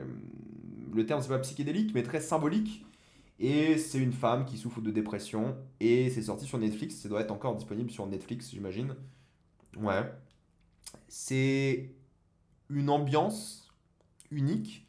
Moi, l'un de mes rôles préférés de Jessie Buckley qui est génial, mais c'est assez dur à regarder parce que c'est sur la dépression, quoi. Donc si vous n'aimez pas ces histoires en mode dépression, il y en a pas mal des films sur ça, mais celui-ci est pas mal.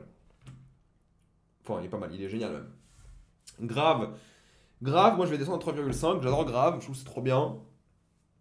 Je trouve que c'est cool d'avoir des films d'horreur français comme ça, je trouve que Julia Ducournau, elle a fait un travail formidable dessus. Garance Marillier, qu'on n'a pas vraiment revu dans grand chose après par la suite, c'est un peu étrange. Elle a fait des trucs mais qui ont un peu bidé, genre Marinette, je crois. C'est un peu dommage. Elle était vraiment bien dans Grave. Et ça fait partie de ce cinéma d'horreur français de genre qui est trop bien. Il y a un accès public où tu listes tes films les mieux notés. Là, c'est sur mes films les mieux notés, ouais. Je suis en train de renoter mes films les mieux notés sur Letterboxd. C'est juste, tu peux le faire aussi, hein, tu peux aller voir mes films les mieux notés, en sachant que j'ai pas noté beaucoup de films, hein. Call Me By Your Name, bah moi je trouve ça splendide. Call Me By Your Name avec le cannibale, comme on a dit tout à l'heure, j'ai trouvé ça beau. J'ai trouvé ça même pas malsain au final. J'ai trouvé ça juste étonnamment touchant. C'est à la fois un rite initiatique entre un homme qui découvre l'amour et un autre homme, bien plus âgé certes, mais qui crée une relation passionnelle et à la fois, comment dire, sans trop en révéler, hein, et à la fois assez désespérante parce que c'est évidemment une relation qui est impossible vu leur différence d'âge et vu leur moment à laquelle ils vivent ce moment. Mais c'est le film parfait sur l'amourette d'été et je vous laisse découvrir ce qui se passe. Mais en termes d'amourette d'été, c'est assez beau et c'est un truc que je pense beaucoup de personnes connaissent et s'identifient. C'est ces romances d'un été ou de quelques semaines avec la chaleur estivale et c'est vraiment ça capture bien cette ambiance-là qui est assez rare au cinéma. un peu comme le film de Keshish, mais qui était plus évidemment excité, disons les choses, qui s'appelle Make to My Love. Bref, c'est un peu le même concept, entre guillemets, entre grosses guillemets, hein. Drunk, moi j'ai trouvé ça très bien. Je sais que pas beaucoup de personnes vont être d'accord avec ça, mais je trouve que Drunk c'est un film qui arrivait au moment le plus parfait possible. On était tous enfermés à cause du Covid. Et je me rappelle très bien parce que c'est un film qui est sorti le dernier jour avant le confinement. Donc je crois que le confinement c'était un jeudi, le confinement d'octobre, et le film est sorti un mercredi, et on est tous allés le voir. Et c'était le dernier film avant le confinement, donc on n'avait pas de film au cinéma pendant 6 mois. Et c'était le moment parfait pour ce genre de film. Et c'est un film à l'ode de la jeunesse, à la beauté de la vie et à l'importance de l'amitié, de la famille, de ce genre de choses. Et je trouve ça vraiment trop bien. J'adore Drunk. Lost in Translation, j'adore aussi. Je pense que c'est un film absolument excellent. Encore une fois, sur la solitude, comme j'ai dit tout à l'heure, avec Her. Sur la solitude, sur le délire hamster qui est trop bien. Lost in Translation, c'est trop bien. Peut-être que je l'avais déjà noté en live, je sais plus. Mais est-ce que c'est un chef-d'œuvre? Je sais pas, je sais pas. Moi, excellent, ça me va. Black Klansman, moi je trouve ça excellent aussi. C'est un peu le grand retour de Spike Lee, hein, c'est un film de Black Exploitation, avec John David Washington, Adam Driver et tout. Et c'est un mec qui infiltre le Ku Klux Klan alors qu'il est noir. Donc en gros, il fait plein d'appels avec les boss du Ku Klux Klan et il se fait passer pour un blanc. Et c'est Adam Driver qui le remplace, si ma mémoire est bonne. Je l'ai pas revu depuis la sortie en salle. Mais c'est trop bien, Black Klansman. Le titre est génialissime, je trouve. Je trouve que c'est hyper inventif. Et ça parle d'un truc qui est typique de Spike Lee, quoi. Et je trouve ça vraiment bien. Citizen Kane, c'est un chef-d'œuvre. Je suis pas du style à dire que c'est le plus grand film de tous les temps, que c'est un film immense, que je sais pas quoi. Alors oui, à l'époque, c'était révolutionnaire. Je veux dire, c'était le film des films. Personne aux États-Unis n'avait réussi à faire ce que Citizen Kane a fait. Je veux dire, c'était hors du commun, c'était nouveau. Mais honnêtement, c'est très bien et vous allez tous vous rappeler de plein de scènes et tout. C'est un film iconique et culte. Mais aujourd'hui, c'est vrai qu'avec le regard qu'on a peut-être en tant que personne en 2000, je sais pas en quelle année je l'ai vu, mais c'est peut-être pas le film le plus grand de tous les temps, quoi. Il est sûrement, mais tu vois, il y a d'autres films que moi j'ai beaucoup plus apprécié et préféré. Mais en même temps, ces films-là ont souvent été inspirés par Citizen Kane. Mais c'est vrai que le premier visionnage que j'avais vu, je l'ai vu qu'une fois, hein. Et c'était pas mon préféré, quoi. J'ai trouvé ça étonnant, j'ai adoré, mais fatalement, c'était pas non plus le plus intéressant. Enfin, si, c'était intéressant, mais tu vois, si on doit choisir top un film de tous les temps, je mets pas Citizen Kane comme beaucoup de personnes, quoi. Mais oui, c'est l'un des films les plus influents de l'histoire, il n'y a aucun doute. Mais moi, personnellement, j'ai pas trouvé ça exceptionnel, tu vois. Enfin, si, mais pas 5 sur 5. Bref, vous m'avez compris.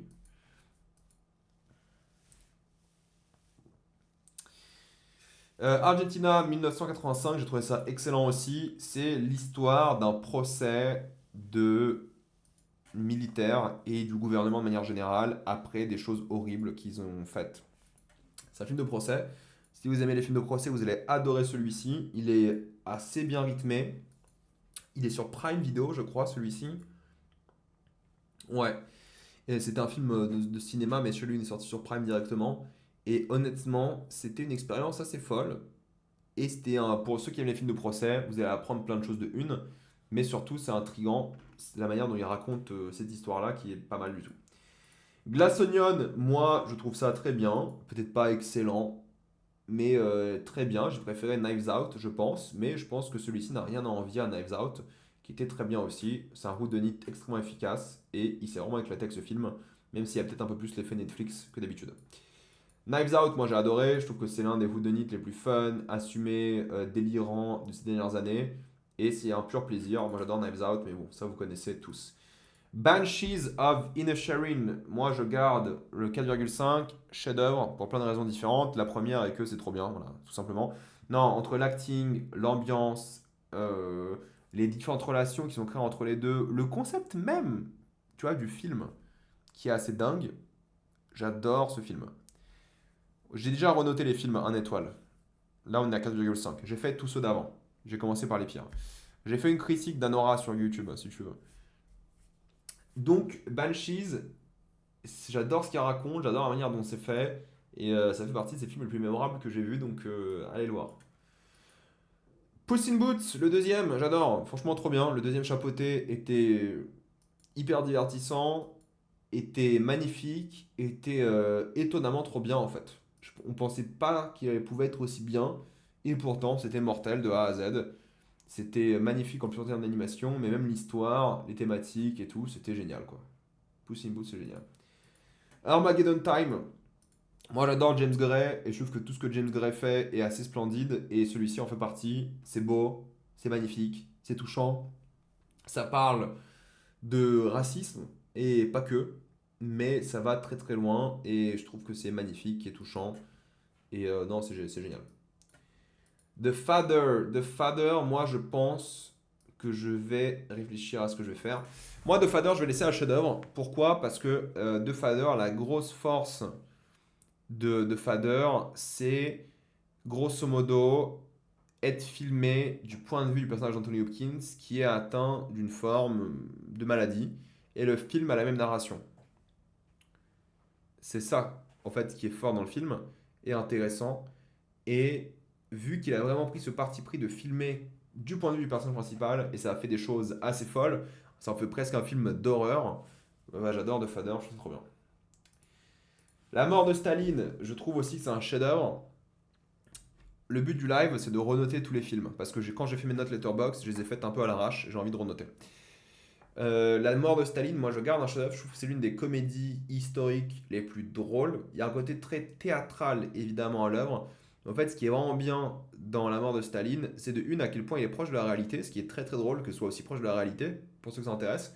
Mais c'est à quel point c'est farfelu, mais à la fois tellement bien décrit dans le développement des personnages, dans ce qu'ils représentent, la critique d'une époque folle, de ces gens qui veulent s'accaparer le pouvoir après la mort de Staline, c'est à mourir de rire, c'est extrêmement bien joué, c'est génial. La mort de Staline, moi j'adore, ça fait partie de l'une de mes comédies préférées, et c'est fou. Une nuit à Miami, je le descends à 4. Moi j'ai adoré Une nuit à Miami, le film de Regina King. Non, c'est pas, alors, c'est pas sérieux, mais c'est pas Borat non plus. Mais en fait, comment dire, c'est sérieux en réalité, parce que ce qui est drôle avec la mort de Staline, c'est que c'est hyper sérieux en théorie, tu vois. Mais c'est juste que les choses que ces gens-là ont fait dans le film, ou dans la réalité d'ailleurs, qui sont très proches de ce qui se passe dans le film, ce qu'ils ont fait dans le film est tellement ridicule et stupide, mais ils le font de manière premier degré, tu vois. Et c'est ça qui est drôle et loufoque. One Night in Miami, c'est. Je crois que ça a été une pièce de théâtre à la base, je sais plus exactement. Mais grosso modo, c'est quatre légendes noires des États-Unis qui vont se retrouver une nuit à Miami dans une pièce et parler de la condition des Noirs à une époque décisive, hein, les années 60. Donc il y a Mohamed Ali, il y a Malcolm X, je crois. Ouais, c'est ça, Sam Cooke et Jim Brown. Et c'est eux qui discutent de ce qui se passe aux États-Unis par rapport à eux et à quel point c'est important pour eux d'agir ou pas. Et il y a un tournant majeur dans leur vie à chacun. Encore une fois, c'est une fantaisie, hein. Le point n'est pas comme un documentaire ou je sais pas quoi, hein. À quel point ils vont changer. Donc si vous n'avez pas vu One Night in Miami, je crois que c'est sur Prime. J'ai trouvé ça vraiment bien. C'est un huis clos, donc ça passe d'une pièce, hein. Assez génial, qui parle de la carrière de ces gens et de leur impact sur la culture américaine. Palm Springs, moi j'ai adoré. Palm Springs, c'est un film de boucle temporelle, mais avec évidemment une histoire d'amour autour. C'est l'un des meilleurs rôles d'Andy Samberg, je trouve qu'il est génial. Et Chrissy Milioti est top aussi. Et en termes de boucle temporelle, c'est l'un des plus réussis, je trouve. C'est quoi la valeur ajoutée par rapport à Sens Critique? Sens Critique, c'est un peu de la merde. C'est ça la valeur ajoutée. Là, c'est pas trop de la merde. Blackfish, c'est génial en termes de documentaire. Bah, vous savez, hein, c'est la fameuse histoire de l'orque qui a décidé de se rebeller contre ses oppresseurs dans un. C'est quoi? C'est Aquaworld, ça s'appelait? Bref, c'est l'histoire hyper connue, c'est un documentaire sur ça et à quel point on fait du mal à ces orques. Et comment dire, l'idée reçue que les orques soient des créatures qui font des mal aux humains vient de cette histoire-là, quand les orques font du mal alors qu'elles sont enfermées depuis des années et des années. Très bien, très bon documentaire, assez touchant et triste, et bref, c'est trop bien. Earthlings, même délire, mais Earthlings, en termes de documentaire, c'est moins intéressant parce qu'en fait, comment dire, c'est un enchaînement d'actes violents envers des animaux, quoi. Donc, moi, c'est l'un des documentaires qui m'a fait devenir vegan, Mais en termes de documentaire, soyons tout à fait objectifs et c'est juste un enchaînement de massacres. Genre, tu vois les animaux qui sont massacrés pour la nourriture, pour les vêtements et pour le fun, les attractions. Bref, c'est un enchaînement de violence que tu vois, hein. C'est presque des vidéos d'abattoir en boucle. Mais il y a une narration par Joaquin Phoenix, justement, mais c'est déprimant. Ok, ça fait quoi? 2 heures je live bientôt. Ok, allez, je fais les 12 qui sont là. 3, 4, 5, 6, 7, 8, 9, 10, 11, 12. Fablemans, bah moi je trouve ça excellent, Fableman. Je trouve que c'est un très beau film, très touchant, absolument magnifique, un biopic sur un autobiopic assez, je sais pas si le terme est brillant, mais d'une maîtrise folle. Tu comprends tellement toute la vie de Spielberg après avoir vu ce film et tous ces films, tu dis ok, d'accord, c'est pour ça que les méchants, la méchante d'Indiana Jones 4, elle a la coupe de sa mère. C'est hyper intéressant comment il a fondé son amour dans le cinéma, comment il a réussi à le décrire et le retranscrire ici. L'art de Fabelmans, c'est mortel. Peut-être sur un bon jour, j'aurais dit que c'est un chef-d'œuvre. Anatomie d'une chute, on va pas en refaire des caisses. Moi, je trouve que c'est un chef-d'œuvre pour le coup. Alors, vous connaissez tous Anatomie d'une chute, je vais pas en parler. Koya Niskatski, je trouve que c'est exceptionnel. Aussi, je vais mettre en excellent. C'est un film documentaire sur la vie en société et à plein d'endroits aux States sur une musique absolument grandiose, l'une des meilleures BO de cinéma d'après moi, qui va vous plonger dans une ambiance unique et folle par rapport à, comment dire, à nos modes de consommation et de déplacement et de vie. Bref, c'est génial. J'adore ce film. Il est sûrement disponible sur YouTube d'ailleurs. Mission Impossible Dead Reckoning, je le descends à 4. Moi j'adore, hein. Moi je le défends. J'ai trouvé ça mortel, impressionnant, génial. Mission Impossible quoi. Génialissime. Saltburn, moi je descends, allez, objectivement à 3,5, même si j'aime beaucoup Saltburn. C'est le talentueux monsieur Ripley, mais en mode un peu égo Tumblr, et moi je kiffe. C'est tout ce qu'il me fallait où il me fallait.